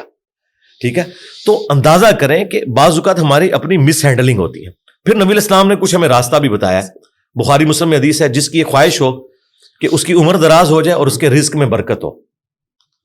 یہی دو دعائیں ہیں جس کے پیچھے لوگ درباروں پہ بھی جاتے ہیں، ادھر ادھر ذلیل ہوتے ہیں. بالکل کہ جی صحت والی زندگی ہو، لمبی ہو، ظاہر انسان کے اندر اللہ نے خواہش رکھی ہے، اور فراخی ہو. نبی الاسلام نے یہ دونوں چیزیں گنوائی. بخاری مسلم کے الفاظ ہیں جو یہ چاہتا ہے نا وہ اپنے رشتہ داروں کے ساتھ اس نے سلوک کرے، شریکہ نال. پنجابی کہ شریکہ نال، کیونکہ انسان دوسروں میں لگا لیتا ہے، شریکہ نہیں دینا جدھر یعنی آپ کے وہ کامن انٹرسٹ ہوتے ہیں نا، وہ شریک ہوتے ہیں نا وہ. اس لیے آپ دیکھیں یہ سارے تعویذ دھاگے بھی شریک کرواتے ہیں. کبھی کسی محلے دار نے کسی پہ تعویذ نہیں کرایا، وہ آپ کے شریک ہی کروا رہے ہوتے ہیں. جہاں جیلسی فیکٹر تھا وہیں خرچ کرنے کے اوپر اللہ تعالیٰ نے اجر رکھا ہوا ہے، اور یہ آپ کے اوپر کتنی بڑی آزمائش ہے. جہاں آپ خرچ نہیں کرنا چاہتے وہاں آپ نے خرچ کرنا ہے. اب جو آپ نے وسیلہ اور توسل کی بات کی وہ صحیح بخاری میں حدیث ہے 1010 نمبر حدیث 1010 کہ حضرت عمر فاروق رضی اللہ تعالیٰ کے دور میں جب قحط پڑ جاتا تو وہ دعا کرتے اللہم، اللہ تعالیٰ کو مخاطب کر کے، ٹھیک ہے، کہ اے اللہ انا کننا نتوسل الیک بنبینا، پہلے ہم تیرے نبی سے دعائیں کروایا کرتے تھے، اب ان کی وفات کے بعد ان کے چچا کو لے کے آئے، ان کی دعا کی برکت سے بارش نازل فرما. اور وہ بارش نازل ہو جاتی. یہ حضرت عمر نے امت کو عقیدہ دیا ہے کہ توسل اور وسیلہ یہ نہیں ہے کہ کسی کے واسطے آپ نے ڈالنے ہیں اللہ کو، بلکہ یہ ہے کہ اس نیک بندے سے جا کے دعا کروا. بخاری مسلم میں ہے کہ بارش نہیں ہوتی تھی، صحابہ کرام نبی علیہ السلام سے دعا کرواتے تھے، دعا کی برکت سے بارش ہو جاتی تھی. اب قبر رسول پہ جا کے آپ نے نبی علیہ السلام سے کوئی نہیں مانگنا. ہاں وہ دعاؤں کی قبولیت کی جگہ ہے، وہاں کھڑے ہوں صلاۃ والسلام عرض کریں. 4 کتابوں میں موجود ہے، المصنف ابن ابی شیبہ میں، سنن کبریٰ البیہقی میں، الموطأ امام مالک میں، فضل الصلاۃ علی النبی کے اندر کہ صحابہ کرام اور خصوصاً ابن عمر کے بارے میں کہ مسجد نبوی میں وہ آتے، پہلے سفر پہ جاتے یا واپس آتے، پہلے مسجد نبوی میں 2 نفل پڑھتے اور قبر رسول پر آ کے عرض کرتے السلام علیک یا رسول اللہ، السلام علیک یا ابا بکر، السلام علیک یا عمر. ایک روایت میں السلام علیک یا ابا، میرے باپ آپ پر سلام ہو. تو یہ صحابہ کرام کا طریقہ تھا، قبر رسول پہ حاضر ہونا، وہاں کھڑے ہو کر اللہ سے دعا مانگنی ہے آپ نے کسی یعنی بزرگ سے یا پیغمبر سے ڈائریکٹ نہیں مانگنی اور نہ واسطے ڈالنے ہیں. دیکھیں قرآن میں 40 کے قریب دعائیں آئی ہیں، سب ربنا کے ساتھ ہیں، کوئی وسیلے واسطے نہیں ہے اس میں. مجھے نہیں سمجھ آتی آپ وسیلے واسطے سے بھی آگے جا کے ڈائریکٹ بزرگوں کو پکارتے ہیں، یا علی مدد کہتے ہیں، یا شیخ عبد القادر جیلانی مدد کہتے ہیں. ان سے پوچھو کہ اللہ کے بندو کیا مولا علی علیہ السلام نے کسی کا واسطہ ڈال کے کبھی دعا کی ہے یا اسے پکارا ہے؟ شیعہ کی جو سب سے اتھینٹک کتاب ہے نا مولا علی کے خطبات نہج البلاغہ، اس میں ایک خطبہ موجود ہے، اپنے بیٹے کو انہوں نے کچھ نصیحتیں کی ہیں. اس میں انہوں نے کہا کہ حسن یاد رکھنا تم اس کی اولاد ہو جس نے عنقریب مر کے مٹی ہو جانا ہے، بقا صرف اللہ کی ذات کو ہے. حسن جب بھی تجھے مصیبت اور پریشانی ہو صرف اسی کو پکارنا، اور اے میرے بیٹے حسن یاد رکھنا اللہ کی بارگاہ وہ ہے جس میں اس نے اپنے لیے کوئی دربان بھی مقرر نہیں کیا، تم ڈائریکٹ اللہ سے مانگو. اب مجھے بتائیں اگر یا علی مدد کا عقیدہ ہوتا تو سب سے پہلے وہ اپنے بیٹے کو سکھاتے حسن ابن علی کو. بالکل اگر حسن ابن علی کو یا علی مدد کا عقیدہ نہیں سکھایا گیا تو باقی تو شاہی کوئی نہیں. پھر یہ سارے انہوں نے گھڑے ہوئے عقیدے. ہاں آپ یہ کہہ سکتے ہیں اے اللہ جو تجھے اپنے نبیوں سے، ان کے اہل البیت سے، ان کے صحابہ سے محبت ہے، میں اس محبت کا وسیلہ تجھے پیش کرتا ہوں کہ میرا یہ کام کر دے. یہ اللہ کی صفت کا وسیلہ ہوگا. ٹھیک ہے. وَلِلَّهِ الْأَسْمَاءُ الْحُسْنَى فَادْعُوهُ بِهَا. اللہ کا اپنے پیغمبروں سے محبت کرنا یہ اللہ کی صفت ہے, اس کا آپ وسیلہ پیش کر سکتے ہیں. ٹھیک ہے. اس طرح نیک اعمال کا وسیلہ وَاسْتَعِينُوا بِالصَّبْرِ وَالصَّلَاةِ, نماز اور صبر کے ذریعے اللہ کی مدد چاہو, بالکل آپ وسیلہ پیش کریں. وہ 3 لوگ وہ غار میں پھنس گئے تھے, بخاری مسلم میں آتا ہے, انہوں نے اپنے عمل کا وسیلہ پیش کیا. یہ آپ کریں, بالکل کریں, اس میں تو کوئی شک والی بات نہیں. لیکن یہ جو واسطے ڈالنا فلانے دا صدقہ یہ کوئی ثابت نہیں میرے بھائی. اس طرح کی کوئی روایت اصول محدثین کے اوپر صحیح نہیں ہے. علی بھائی, اس میں ابھی آپ نے کیونکہ وہاں کا ذکر ہوا مکہ مدینہ کا, تو آپ سفر کیوں نہیں کرتے؟ کوئی پابندی تو نہیں لگ گئی آپ پہ؟ شاید کچھ لوگ یہ بھی سوچتے ہو کہ علی بھائی پہ سعودی عرب جانے پہ پابندی ہے. نہیں, اب تو ماشاءاللہ حالات میرے لیے سب سے زیادہ سازگار. بالکل بالکل. وہ میں بتاؤں اس لیے کہ محمد بن سلیمان جو ہے نا, یہ ہم جیسے بندوں کو سوٹ کرتا ہے. اس کی پالیسی سے آپ کو اختلاف ہو سکتا ہے, لیکن یہ یاد رکھیے گا, یہ جو مذہبی پرورٹڈ طبقہ ہے نا, اس سے زیادہ جو سیکولر لوگ ہیں نا, یہ دنیا کے لیے بینیفیشری ہیں. کیونکہ آج اگر ٹی ایل پی کی حکومت آ گئی نا تو وابی نہیں زندہ بچتے. ہاں, یہ ذہن میں رکھیے گا. اور ادھر اگر وابیوں کی حکومت آ گئی نا تو نہ بریلوی زندہ بچیں گے, نہ بریلویوں کا کوئی مزار بچے گا. آپ دیکھیں محمد سلمان نے وہ تمام صحابہ کرام کی چیزیں رینیو کی ہیں. حضرت علی کا گھر بحال کر دیا, اور مسجد نبوی سے لے کے مسجد قباء تک وہ راستہ بنا دیا. بالکل. وہ اس کو, یہ بہت پہلے ان کو کرنا چاہیے تھا. ہسٹوریکل پلیسز کو آپ نے باقی رکھنا ہے, ٹھیک ہے, اور اس کے ذریعے مسلمانوں کو ایجوکیٹ کرنا ہے. وہ سب کچھ کر رہے ہیں. شرطوں کا اثر اور رسوخ بالکل اس نے آلموسٹ ختم کر دیا ہے. وہ خود تنگ آیا ہوا ہے, اس کو پتا ہے کہ یار یہ ایک پرورٹڈ قسم کی نیچر ہے. ایک تو نا اصلاح والی پرورٹڈ نیچر, یہ نہیں ہونی چاہیے. تو اس سے بہتر تو حالات کوئی نہیں ہے. میں اس لیے نہیں جاتا کہ میرے بھائی, میں نے 2002 میں عمرہ کیا, 2007 میں حج کیا, 2014 میں جب عمرہ کیا تو وہ میں نے اپنی بیوی کی خواہش پہ کیا تھا. میں نے حج کے بعد ارادہ کیا تھا کہ میں نے اس کام میں پیسے نہیں لگانے, میں ان پیسوں کو کسی غریب بچے کی تعلیم کا ذریعہ بنانے میں زیادہ اجر سمجھتا ہوں, کیونکہ پاکستان میں پاورٹی سرکل سے نکلنے کا واحد ذریعہ تعلیم ہے. ہم لوور مڈل کلاس سے اوپر آئے ہیں صرف تعلیم کی برکت سے, ادروائز ہم کسی لینڈ لارڈ کی اولاد تو نہیں تھے. تو اس لیے میری کوشش ہوتی ہے کہ میری جو جمع پونجی ہے نا, میں کسی غریب بچے یا بچی کی یونیورسٹی کا خرچہ اٹھاؤں. یہ 2014 میں میری وائف مجھے لے کے گئی, تو میں اسے اس شرط پہ لے کے گیا کہ اس کے بعد میں نے نہیں حرم آنا, میں اس کو بہتر کام میں لگاؤں نا. میں نے تو ریشو پروپورشن دیکھنی ہے. حج ہم نے کر لیا, اور میں نے کعبے میں اس سے عہد لیا تھا کہ اب ہم نے واپس نہیں ادھر آنا. اب لوگ اسے کہیں گے فینیٹک ہونا, نہیں میرے بھائی, میں تو دیکھوں گا نا کہ مجھے نفع کہاں سے آتا ہے. ٹھیک ہے, تو نفع تو مجھے اس معاملے میں, نبی اسلام نے بھی ایک ہی حج کیا نا زندگی میں, عمرے 4 کیا, ان میں سے بھی ایک قضا والا تھا. ٹھیک ہے نا, جس کے پاس استطاعت ہے وہ ضرور کرے. ہماری جمع پونجی اتنی ہے کہ یا ہم عمرہ کر لیں یا کسی غریب کی مدد کر لیں, تو ہم وہی کریں گے جو اس وقت ضرورت ہے پاکستان کو, پاکستان کی غریب عوام کو. اس کے پیچھے کوئی اور ریزن نہیں ہے. مجھے کوئی مفت بھی لے جائے, سعودی حکومت بھی آفر کرے, تب بھی میں نہیں جاؤں گا.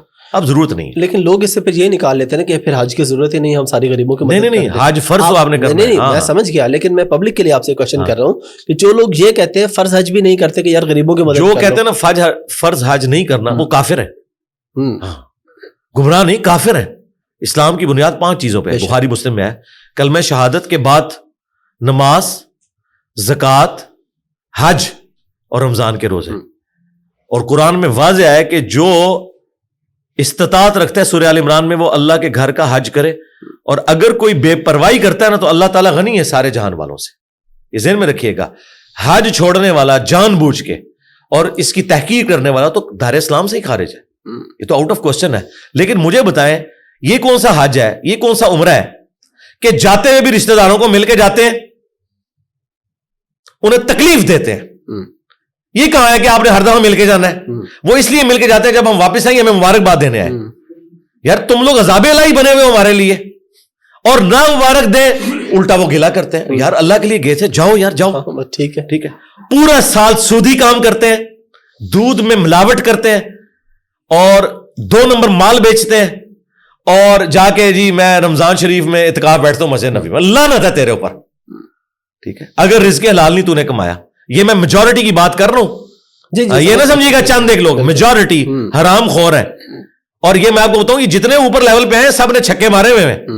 ہاں, کہیں نہ کہیں چھکا ضرور مارا ہے تو تب اوپر پہنچے ہیں, اللہ ماشاء اللہ. ہاں, یہ ذہن میں رکھیے گا. اور اس کے بعد وہ مومن ہو جاتے ہیں. تو اس لیے نا فرض والا ضرور کام کریں, یہ عمرے اور حج ضرورت سے زیادہ دوسرے غریب لوگوں کے دلوں پہ یہ چھریاں چلاتے ہیں جب ان کو ملتے ہیں جا کے, اور پھر ایکسپیکٹ کرتے ہیں کہ وہ لوگ مٹھائیاں ان کے لیے لے کے آئیں, کوئی نہ کوئی تحفہ لے کے. آپ ان کو نوٹ کریں, کوئی گمنامی میں نہیں جاتا, تو اس کا مطلب ہے یہ جا رہے کس لیے ہیں, تاکہ باقیوں کو بتائیں کہ ہم کام ڈال کے آئے ہیں. ٹھیک ہے, اور وہ انہوں نے اجر دنیا میں لے لیا, آخرت میں زیرو اجر ہے. وہ مسلم کی حدیث ہے, قیامت والے دن ایک سخی کو, ایک شہید کو بلایا اور ایک عالم کو بلایا جائے گا, اللہ تعالیٰ اسے نعمتیں گنوائے گا. شہید کہے گا یا اللہ جان دے دی اور کیا کرتا, فرمایا اس لیے دی کہ تاکہ لوگ تجھے بہادر کہیں اور تیری بڑی تعریف ہوئی ہے, لوگوں نے کہہ دیا اوندا منہ کر کے تجھے جہنم میں پھینکوں گا, اور پھینک دے گا اللہ تعالیٰ. اور سخی کہے گا یا اللہ کوئی جگہ نہیں تھی جہاں تو نے حکم دیا اور میں نے خرچ نہ کیا. اللہ تعالیٰ فرمائے گا اس لیے کہ لوگ تجھے سخی کہیں, اور تجھے دنیا میں سخی کہا گیا, تجھے اجر مل چکا. اور عالم, جو یہ کہتے ہیں عالم عالم اور ڈگریاں, تو وہ اللہ تعالیٰ فرمائے اس لیے کہ تاکہ آج کے دور میں اشتہار میں تیرے نام کے ساتھ دمیں لگیں. ان کا نام چھوٹا لکھتے ہیں نا کسی, وہ سمجھتے ہیں کہ میرا مرتبہ انہوں نے کام کر دیا اسے, جب تک ساتھ وہ 5-6 ہاں وہ القابات نہ لکھیں, اور وہ القابات بھی شرما رہے ہوتے ہیں کہ کس بندے کے ساتھ ہم اٹیچ ہوئے ہیں, وہ ایسے القابات ہوتے ہیں. استاذ العلماء تو ساروں کے ساتھ لگایا ہوا ہے انہوں نے. تو اللہ تعالیٰ فرمائے گا تو نے تو اس لیے کیا کہ تجھے لوگ قرآن کا عالم کے, تو دنیا میں تیری تعریف ہو چکی. ٹھیک ہے نا, اب میرے ہاں کوئی اجر نہیں ہے. تو یہ ریاکاری بنی ہوئی ہے. یہ میں تلخ باتیں اس لیے کرتا ہوں کہ میرے پاس لیسنس ہے یہ باتیں کرنے کا. داڑھی, پگڑی, کرتا شلوار, یہ میں کالر بھی دوسرے والا نہیں یوز کرتا. اگر ایک پیورلی گیٹ اپ, اور یہ میں بتاؤں یہ میں نے گیٹ اپ بھی صرف اس لیے بنایا کہ کوئی مذہب سے محبت رکھنے والا بندہ, شیطان اسے یہ نہ ورگلائے کہ اس کی داڑھی پوری نہیں ہے, اس کی فلاں چیز نہیں ہے. اگر ان چیزوں سے اٹریکٹ ہوتا ہے نا, ٹھیک ہے, میں یقین کریں میں تو ایسی گمنامی کی زندگی گزارنا چاہتا ہوں کہ میں مطلب یہ پگڑی کیا, میں تو سر کے بال بھی آپ کی طرح مڑوا دوں, مجھے کوئی ضرورت نہیں ہے. لیکن یہ انڈیا, پاکستان, بنگلہ دیش میں آپ کو حکمت کے ساتھ یہ سارے معاملات لے کے سنت تو اپنی جگہ ہے بے شک, لیکن یہ بھی لے کے چلنے پڑتے ہیں کہ تاکہ ان کو جو یہ داڑیاں ناپتے ہیں, پگڑیاں دیکھتے ہیں, اور ہماری دعوت پھیلی اسی وجہ سے, وہ کہتے ہیں یار گیٹ اپ ماشاءاللہ سنت کے مطابق ہے. اگے پاوے کوڑ مارو, ہمارا سچ بھی نہیں بکنا تھا اگر ہمارا گیٹ اپ ایسا ہوتا جو ان کو بتایا جاتا ہے سنت کے مطابق نہیں ہے. تو ہم نے کہا ٹھیک ہے, نور اللہ نور کرتے ہیں, سنت کا ثواب بھی کمائیں گے اور ان کے مولویوں کا مقابلہ کریں گے گیٹ اپ میں. آؤ کوئی بندہ میری شکل سے پہچان کے بتائے کہ میں کس فرقے سے ہوں, میری باتوں سے نہیں پہچان سکتے. شکل دیکھ کے کبھی کہتے ہیں یہ دیوبندیوں والی شکل ہے, بریلویوں والی ہے, جب توحید سنتے ہو کہتے ہیں توبہ توبہ توبہ, تو وہابیوں بھی پیچھے چھوڑے ہوا ہے. اور جب اہل بیت پہ بات سنتے ہو کہتے ہیں شیعہ تے شاہی کوئی نہیں ہے, انجینئر تے پتہ نہیں کتنے ٹور گیا. یہ ہے بات سچائی کی, ٹھیک ہے نا. تو گیٹ اپ اڈاپٹ کیا, لیکن بات کی علم کی, تو ہم کوشش کرتے ہیں کہ پازیٹیولی لوگوں تک بات پہنچائیں. تو علی بھائی میں لاسٹ ٹائم جب آپ سے پوڈ کاسٹ کی نا, تو کچھ لوگوں نے نیچے کمنٹ میں اپنے دوستوں کو مینشن کیا کہ یہ سنو. تو ایک میں نے کمنٹ نیچے دیکھا, دوست نے اس کو منع کہ یار نہ سنی, اس نے یہ لکھا ہوا تھا کہ ان کو بالکل نہ سنی, بس میں تجھے بتا دوں گا, سننا نہیں ہے تو. ہاں جی, وہ یہ کامیابی ہے ہماری, انہیں پتہ ہے. لوگ کہتے ہیں کہ علی بھائی سے بچنے کا طریقہ یہ کہ ان کو سنیں نہ, کیونکہ سنو گے تو پھر تم کہیں نہ کہیں جو ہے وہ آپ نہیں بچ سکیں گے, کیونکہ آپ کے بچوں نے سننا ہے. یہ میں آپ کو بتا دوں, انہوں نے پرائمری اسکول سے بھاگے ہوئے مولوی جو مدرسوں میں آئے تھے انہیں نہیں سننا, انہوں نے ایک کوالیفائڈ انجینئر کو سننا ہے. ٹھیک ہے, جو تھرو آؤٹ اسی تعلیم سے انہیں یونیورسٹی سے گزرا ہے, پوزیشن ہولڈر رہا ہے, جسے دنیا کا پتہ ہے. انہوں نے تمہاری باتیں نہیں سننی. ٹھیک ہے, تم نے اس چیز کو نہیں تسلیم کرنا. جس طرح یورپ میں جو تبدیلیاں آ رہی تھیں اس وقت ٹرکی نے اسے فیل نہیں کیا, سلطنت عثمانیہ ٹوٹ گئی. وہ اسی چکر میں پڑے رہے کہ اس گولے میں جناب سور کی چربی ڈلتی ہے, اس میں یہ ہوتا ہے, تو بس رہ گئے پیچھے, پھر رہ گئے. اور پہلے تو مولویوں نے پرنٹنگ پریس کے اوپر بھی فتوے لگا دیے. تو ٹھیک ہے, اور یہ میں بتاؤں یہ ان کے بڑوں کی سنت ہے, قرآن میں بھی آیا ہے وقال الذين كفروا لا تسمعوا لهذا القرآن والغوا فيه لعلكم تغلبون. کافر کہتے ہیں قرآن نہیں سننا. ہاں, اور جب قرآن پڑھا جائے شور مچا دیا کرو, یہی ذریعہ ہے کہ غالب آ جاؤ. یہ بھی کہتے ہیں کہ نہ سنو تو تم غالب آ جاؤ گے. سرکار لیکن یہ ہو نہیں نہ سکتا, کیونکہ مجھے آپ کے بچوں تک پہنچنے کے لیے آپ کا دروازہ تبلیغی جماعت کی طرح کھٹکھٹانے کی ضرورت نہیں ہے. میں ڈائریکٹ بیڈ روم میں ان کے موبائل کے اندر پہنچوں گا یوٹیوب کے ذریعے.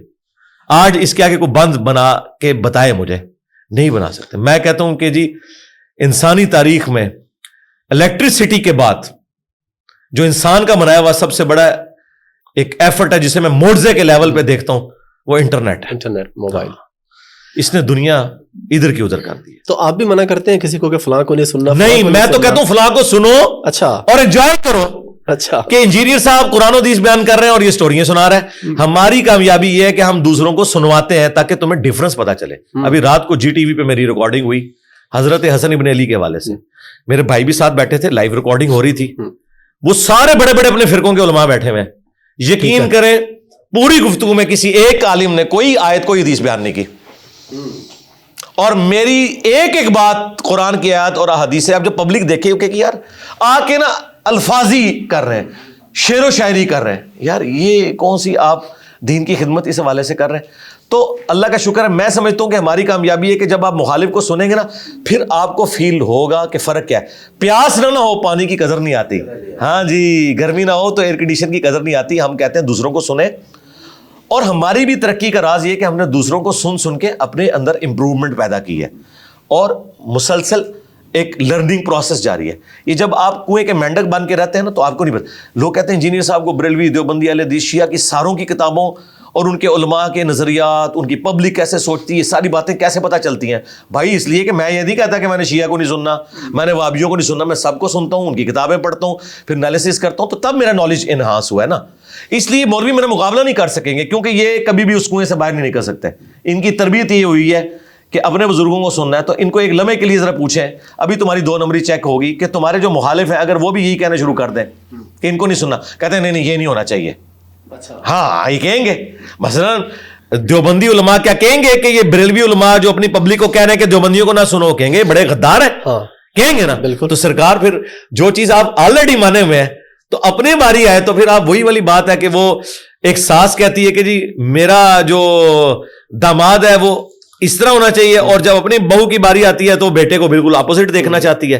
تو یہ کام تو نہ کریں, تو یہ ناکام ہو جائیں گے. میں آپ کو بتاؤں پریکٹیکلی میں نے انہیں ویٹیکن سٹی میں پھینک دیا, ہاں اس فیلڈ سے آؤٹ ہو چکے ہیں. یہ آپ نہ مانے اس چیز کو, اپنے مدرسوں میں بیٹھے ہیں, یہ مدرسے اب ویٹیکن سٹی بن چکے ہیں. پبلک نہیں ان کی بات سنتی. یار جمعے کے خطبے میں دوسری اذان کے وقت 80% لوگ آتے ہیں, یہ علماء کی حالت ہے.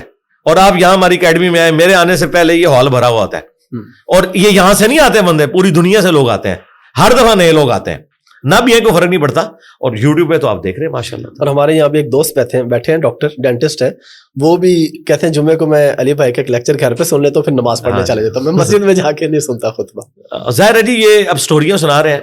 میں تو کہتا ہوں اس سے اگلا ورژن ہونا چاہیے, مسجد میں جائیں اور علماء کو بتائیں کہ یار تیاری کر کے یار آؤ, جس چیز کا کھا رہے ہو تم سے تو فزکس کا پروفیسر بہتر ہے, وہ ایک دن پہلے تیاری کر کے تو جا کے ایف ایس سی کے اسٹوڈنٹس کو پڑھاتا ہے. یار تم لوگوں نے ہفتے میں ایک دن اور ٹوٹل 52 ہفتے آتے ہیں, بس 52 تقریریں کو اچھی سی یاد کر لو, سال بعد تقریر واپس آئے گی, قرآن کا ترجمہ شروع کر دو یار. لیکن نہیں, وہی کہانیاں لے کے چل رہی ہیں. اچھا علی بھائی, ایک بڑا ہی امپورٹنٹ مسئلہ پہلے بھی کئی بار ڈسکس ہو چکا ہے, لیکن میں چاہتا ہوں ہماری آڈینس تک دوبارہ پہنچے. طلاق کا مسئلہ, 1 ہے 3 ہے, اکٹھی دینی چاہیے, اکٹھی دے دے تو کیا شمار ہوتی ہے. یہاں پہ پھر لوگ فوراً مسلک تبدیل کر لیتے ہیں, پہلے ایک مسلک میں ہوتے ہیں, جب ہو جاتا ہے تو پھر وہ چینج کر لیتے ہیں. قرآن و حدیث کی روشنی میں طلاق کا پروسیجر کیا ہے, اور اگر کوئی بندہ 3 بول بیٹھا ہے تو اس کی کیا ہے, اس کے بعد رجوع ہے یا نہیں ہے, ایک کے بعد ہے یا نہیں ہے, تفصیل سے پلیز اس مسئلے کی. دیکھیں جو اہل سنت کی جتنی کتابیں ہیں, جتنے ائمہ ہیں, وہ تو متفق ہیں کہ ایک مجلس کی 3 طلاقیں 3 شمار ہوں گی, اور اس کے بعد رجوع نہیں ہو سکتا. ٹھیک ہے. اور حلالہ بھی نہیں ہو سکتا, وہ تو حرام ہے. وہ تو ایک نیچرل حلالہ ہے, ٹھیک ہے, کہ اس نے کسی اور جگہ شادی کی, بائی چانس ہو گیا, وہ ایک علیحدہ معاملہ. ٹھیک ہے. اب آپ نے پوچھا طلاق اسلام میں طلاق 1, ٹھیک ہے, اس کے بعد دوسری طلاق دینے کی ضرورت نہیں. ٹھیک ہے. 3 مہینے بعد وہ عورت آپ کے نکاح سے نکل جائے گی. 3 مہینے تک وہ طلاق رجی ہوگی, یعنی ریورسیبل ہے. ٹھیک ہے. آپ واپس آ سکتے ہیں. 3 مہینے کے بعد, یعنی عورت 3 دفعہ پاک ہوتی ہے پیریڈز کے بعد, جی جی, آلموسٹ 90 دن کے بعد وہ طلاق بائن بن جائے گی. یعنی وہ طلاق کے بعد اب آپ کا نکاح بھی ٹوٹ گیا, اب آپ اپنی مرضی سے اس کی طرف رجوع نہیں کر سکتے. اس کی مرضی آپ سے شادی کرے دوبارہ, ٹھیک ہے, نئے حق مہر کے ساتھ, نئے نکاح کے ساتھ, وداؤٹ حلالہ. اب یہاں پہ نہیں ظاہر ہے ایک طلاق کی بات ہے نا. ہاں جی, اور اس کی مرضی کسی اور کے پاس چلی جائے. لیکن قرآن میں آیا کہ اگر وہ عورت اسی شوہر کے پاس واپس آنا چاہتی ہے جس نے اسے ایک طلاق دی تھی, اور طلاق بائن بن گئی, تو ان عورتوں کو ان کے انہی شوہروں کی طرف لوٹاؤ تم. ٹھیک ہے. کیونکہ بعض اوقات بیچ میں بدماش قسم کے سالے پڑ جاتے ہیں نا, وہ کہتے ہیں نہیں اسی طرح نہیں جان دینا. اس ٹائم تو وہ کہتے ہیں, بعد میں وہ اپنی بیویوں کے ہاتھوں اپنی بہنوں کو ذلیل کرواتے ہیں. عورت کی عزت اس کے خاوند کے گھر میں ہی ہے. اب یہ جو بات ہے نا کہ 3 طلاقیں کٹھی, کیوں 3 طلاقیں کٹھی دیتے ہیں یہ لوگ؟ اس لیے کہ ان کے پاس دین کا علم ہی نہیں. شادی کرنے کا شوق ہے, طلاق کے مسائل ہی نہیں پتا. میں نے جب کبھی کسی کا نکاح پڑھایا نا اسے بتایا کہ بھائی 3 طلاقیں کبھی دماغ میں بھی نہیں سوچنی, ایک بھی نہیں سوچنی, کیونکہ ابو داؤد میں حدیث ہے اللہ تعالیٰ کو حلال چیزوں میں سب سے ناپسند طلاق ہے. حلال اس لیے رکھی کہ بعض کا جینون ضرورت ہوتی ہے, ادروائز یہ اللہ کو پسند نہیں. مسلم میں حدیث ہے کہ شیطان کا تخت پانیوں پہ لگا ہوا ہے, شام کے وقت اس کے چیلے آ کے اسے مختلف گناہوں کی خبر دیتے ہیں کہ آج فلاں سے فلاں گناہ کروایا, فلاں سے فلاں. وہ خوش نہیں ہوتا. جب ایک چیلا کہتا ہے نا آج میں نے میاں بیوی میں علیحدگی کروا دی, وہ اسے معانقہ کرتا ہے. جب پھر ڈا کے ملتا ہے تو کم صحیح پایا بھائی, کیونکہ ہوں جدوں لادہ ہون گے نہ آتے معاشرے کے لیے وہ بچے ناسور بنیں گے. تو یہ اتنا نازک رشتہ ہے, اس میں ایجوکیٹ لوگوں کو کرنا چاہیے کہ ایک طلاق دیں اور وہ بھی ضرورت پڑے تو, ادروائز ضرورت کوئی نہیں ہے. قرآن میں سٹیپ بتائے گئے نا کہ آپ نے پہلے اپنے بستر سے ان کو الگ کرنا ہے, اور پھر بہت ضرورت ہو تو آپ بس اس طرح سرزنش والا مار سکتے ہیں جس طرح چھوٹے بچے کو مارا جاتا ہے. یہ نہیں کہ ہڈی پسلی اس کی توڑ دینی ہے, ایسا معاملہ نہیں کرنا, اور وہ بھی ایک ایکسٹریم کیس کے اندر ہے. تو طلاق آپ نے ایک دینی ہے, کٹھی 3 طلاقیں دینا اگرچہ حرام ہے, گناہ ہے, لیکن صحابہ کرام کا اجماع ہے کہ وہ اسٹیبلش ہو جائیں گی. اس کے ثبوت میں مسلم میں حدیث ہے کہ حالت حیض میں طلاق دینا حرام ہے, لیکن نبی علیہ السلام نے عبداللہ بن عمر نے جب طلاق دی تو رجوع کروایا. جب ان سے پوچھا گیا اس طلاق کو شمار کیا گیا تھا, ان کا ہاں شمار تو کیا تھا, اس کے سوا تو چارہ نہیں تھا. حرام تھی لیکن اسٹیبلش ہو گئی. صحابہ کرام کا اس کے اوپر اتفاق ہے. الموطا امام مالک میں پورا چیپٹر موجود ہے. وہ جو مسلم کی حدیث ہے نا کہ نبی علیہ السلام کے زمانے میں حضرت ابوبکر اور عمر کے ابتدائی دور میں 3 ایک شمار ہوتی تھی, وہ اس عورت کے لیے کہ جس کی رخصتی نہ ہوئی بھی ہو, ٹھیک ہے, مرد نے اس کے ساتھ صحبت نہ کی ہو, اسے کہتے ہیں غیر مدخولہ. غیر مدخولہ عورت کو اگر مرد 3 طلاقیں دے تو وہ ایک ہی شمار ہوگی. اس مرد کے پاس اجازت ہے کہ وہ اس عورت سے دوبارہ شادی کر سکتا ہے, ٹھیک ہے, بشرطے کہ خلوت سیاح ثابت نہ ہو, یعنی رخصتی نہ ہوئی ہو. ونس رخصتی ہو گئی ہے, خلوت سیاح ہو گئی ہے, تو پھر آپ نے اسی رول کو فالو کرنا ہے کہ اگر 3 طلاقیں دے دیں جو مرضی. اب یہ نہ جا کے اہل حدیثوں سے فتوے لیں. اہل حدیثوں میں بھی جو پڑھ لکھے علماء ہیں وہ چیز مانتے ہیں کہ یہ بعد میں, یہ زیادہ ابن تیمیہ نے مسئلہ اٹھایا تھا کیونکہ شیعہ کے ہاں یہ ایک مسئلہ تھا. خیر شیعہ کی تو اپنی بھی ریسٹرکشن لادہ سے ہیں, بس ان سے متاثر ہو کے انہوں نے, یعنی یہ وہ مسئلہ ہے جس میں شیعہ اور وہابی ایک ہے. اچھا, ویسے تو سمجھ لو اٹ کتے دا ویر تو نہیں کہنا چاہیے, اور کوئی اس کے لیے کوئی مناسب چیز, تو آپس میں ان کی دشمنی ہے. انڈیا پاکستان کا ویر کہہ لیں, ٹھیک ہے, اس مسئلے میں اتفاق ہے. ہاں, اس مسئلے میں ان کا اتفاق ہے. تو بہرحال کتابیں جو ہیں نا اہل سنت کی, وہ تو یہی بتاتی ہیں کہ صحابہ کرام نے 3 کو 3 شمار کیا ہے, اس میں دوسری رائے نہیں ہے. اور یہ جو لوگ جاتے ہیں فتوے لینے, وہ ان سے اسٹامپ پیپر پہ لکھوا لیتے ہیں کہ ہم اہل حدیث ہوتے ہیں. وہ اہل حدیث بس اس مسجد کے گیٹ تک ہی ہیں. بالکل بالکل. ہاں, تو اس سے اندازہ لگائیں. میرا خیال ہے لوگوں کو ایجوکیٹ کرنا چاہیے تاکہ لوگوں میں یہ کم علمی کی وجہ سے جو یہ اس طرح کی حرکتیں آتی ہیں نا وہ نہ کریں. ابن عباس کا قول موجود ہے سنن کبریٰ البیہقی کے اندر, الموطا امام مالک کے اندر, کہ تم میں سے کوئی شخص غصے پہ آتا ہے اپنی بیوی کو 100 طلاقیں دیتا ہے, تو پھر آ کے کہتا ہے ہم کیا کریں. تو ابن عباس کیا کرے, جاؤ 3 طلاقوں کی وجہ سے تمہاری بیوی حرام ہوگی, اس تان میں تم نے مذاق کیا. تو یہ اس وقت ایک ٹرینڈ چلا تھا. حضرت عمر نے جو 3 کو 3 کیا تھا نا, انہوں نے ایک ایگزیکٹو آرڈر کے طور پر غیر مدخولہ کے لیے بھی کر دیا تھا, کیونکہ دوسرے ملکوں سے عورتیں آ رہی تھیں اور مرد پھر وہ نکاح ہوئے ہوتے تھے, رخصتی کے بعد میں ہوتی تھیں, تو مذاق بنایا ہوا تھا. تو حضرت عمر نے کہا اب جو یہ کہے گا نا میں وہ 3 ہی اسٹیبلش کروں گا, رخصتی سے پہلے بھی اگر دے گا تو 3 اسٹیبلش کروں گا. یہ الموطا امام مالک میں پورے چیپٹر موجود ہے, ٹھیک ہے. اور اس معاملے میں واقعی حضرت عمر کا یہ جو پولیٹیکل ڈیسیژن تھا, یہ کوئی دین نہیں ہے. ہم کہتے ہیں آج بھی اگر کوئی 3 طلاقیں دیتا ہے غیر مدخولہ کو, تو آپ ایک شمار کریں گے. نبی علیہ السلام کے زمانے میں ہوتا تھا. حضرت عمر کا جو ڈیسیژن وہ اس وقت کے لیے انہوں نے ایک ایگزیکٹو آرڈر کے طور پہ کیا تھا, کوئی شرعی مسئلے کے طور پر نہیں. لیکن جس کی رخصتی ہوگی اس کی 3 ہی شمار ہوں گی. علی بھائی بہت شکریہ آپ کے ٹائم کا. لاسٹ پہ کوئی میسج پبلک کے لیے پلیز. مغفرت کروانے کا سب سے بہترین ذریعہ یہ ہے کہ اللہ تعالیٰ نے آپ کے پیغمبر صلی اللہ علیہ وآلہ وسلم کو جو یہ کتاب دے کر بھیجا ہے, جسے ہم نے جزدان میں رکھ کے صرف اپنی بچیوں کو بیاتے وقت نیچے سے گزارنے کا ذریعہ بنایا ہوا ہے. اس سے زیادہ اس کی کوئی اہمیت نہیں ہے. اس کو ترجمے سے پڑھیں, اور عربی فی الحال اس کی چھوڑ دیں. آپ ترجمے سے پڑھ کے ایٹ لیسٹ نالج حاصل کریں کہ اللہ نے آپ سے بات کیا کی ہے. تو اس ہدایت کو حاصل کرنے کا ذریعہ یہ ہے کہ اسے پڑھ کے سمجھیں. شہد کی شفا چاٹنے میں ہے, بوتل گلے میں لٹکانے میں نہیں ہے تعویذ بنا کے. اور قرآن کی شفا اسے جزدان میں لپیٹنا یا صرف اس کی تلاوت کرنا نہیں, بلکہ اس کے اندر دیکھیں اللہ تعالیٰ نے آپ سے کیا فرمایا. قرآن وہ مظلوم کتاب ہے جو دنیا میں سب سے زیادہ بغیر سمجھ کے پڑھی جاتی ہے. یہ اتنی مظلوم کتاب ہے, تو اس پہ ظلم نہ کریں, یہ آپ اپنے اوپر ظلم کر رہے ہیں. ٹھیک ہو گئے؟ Thank you very much.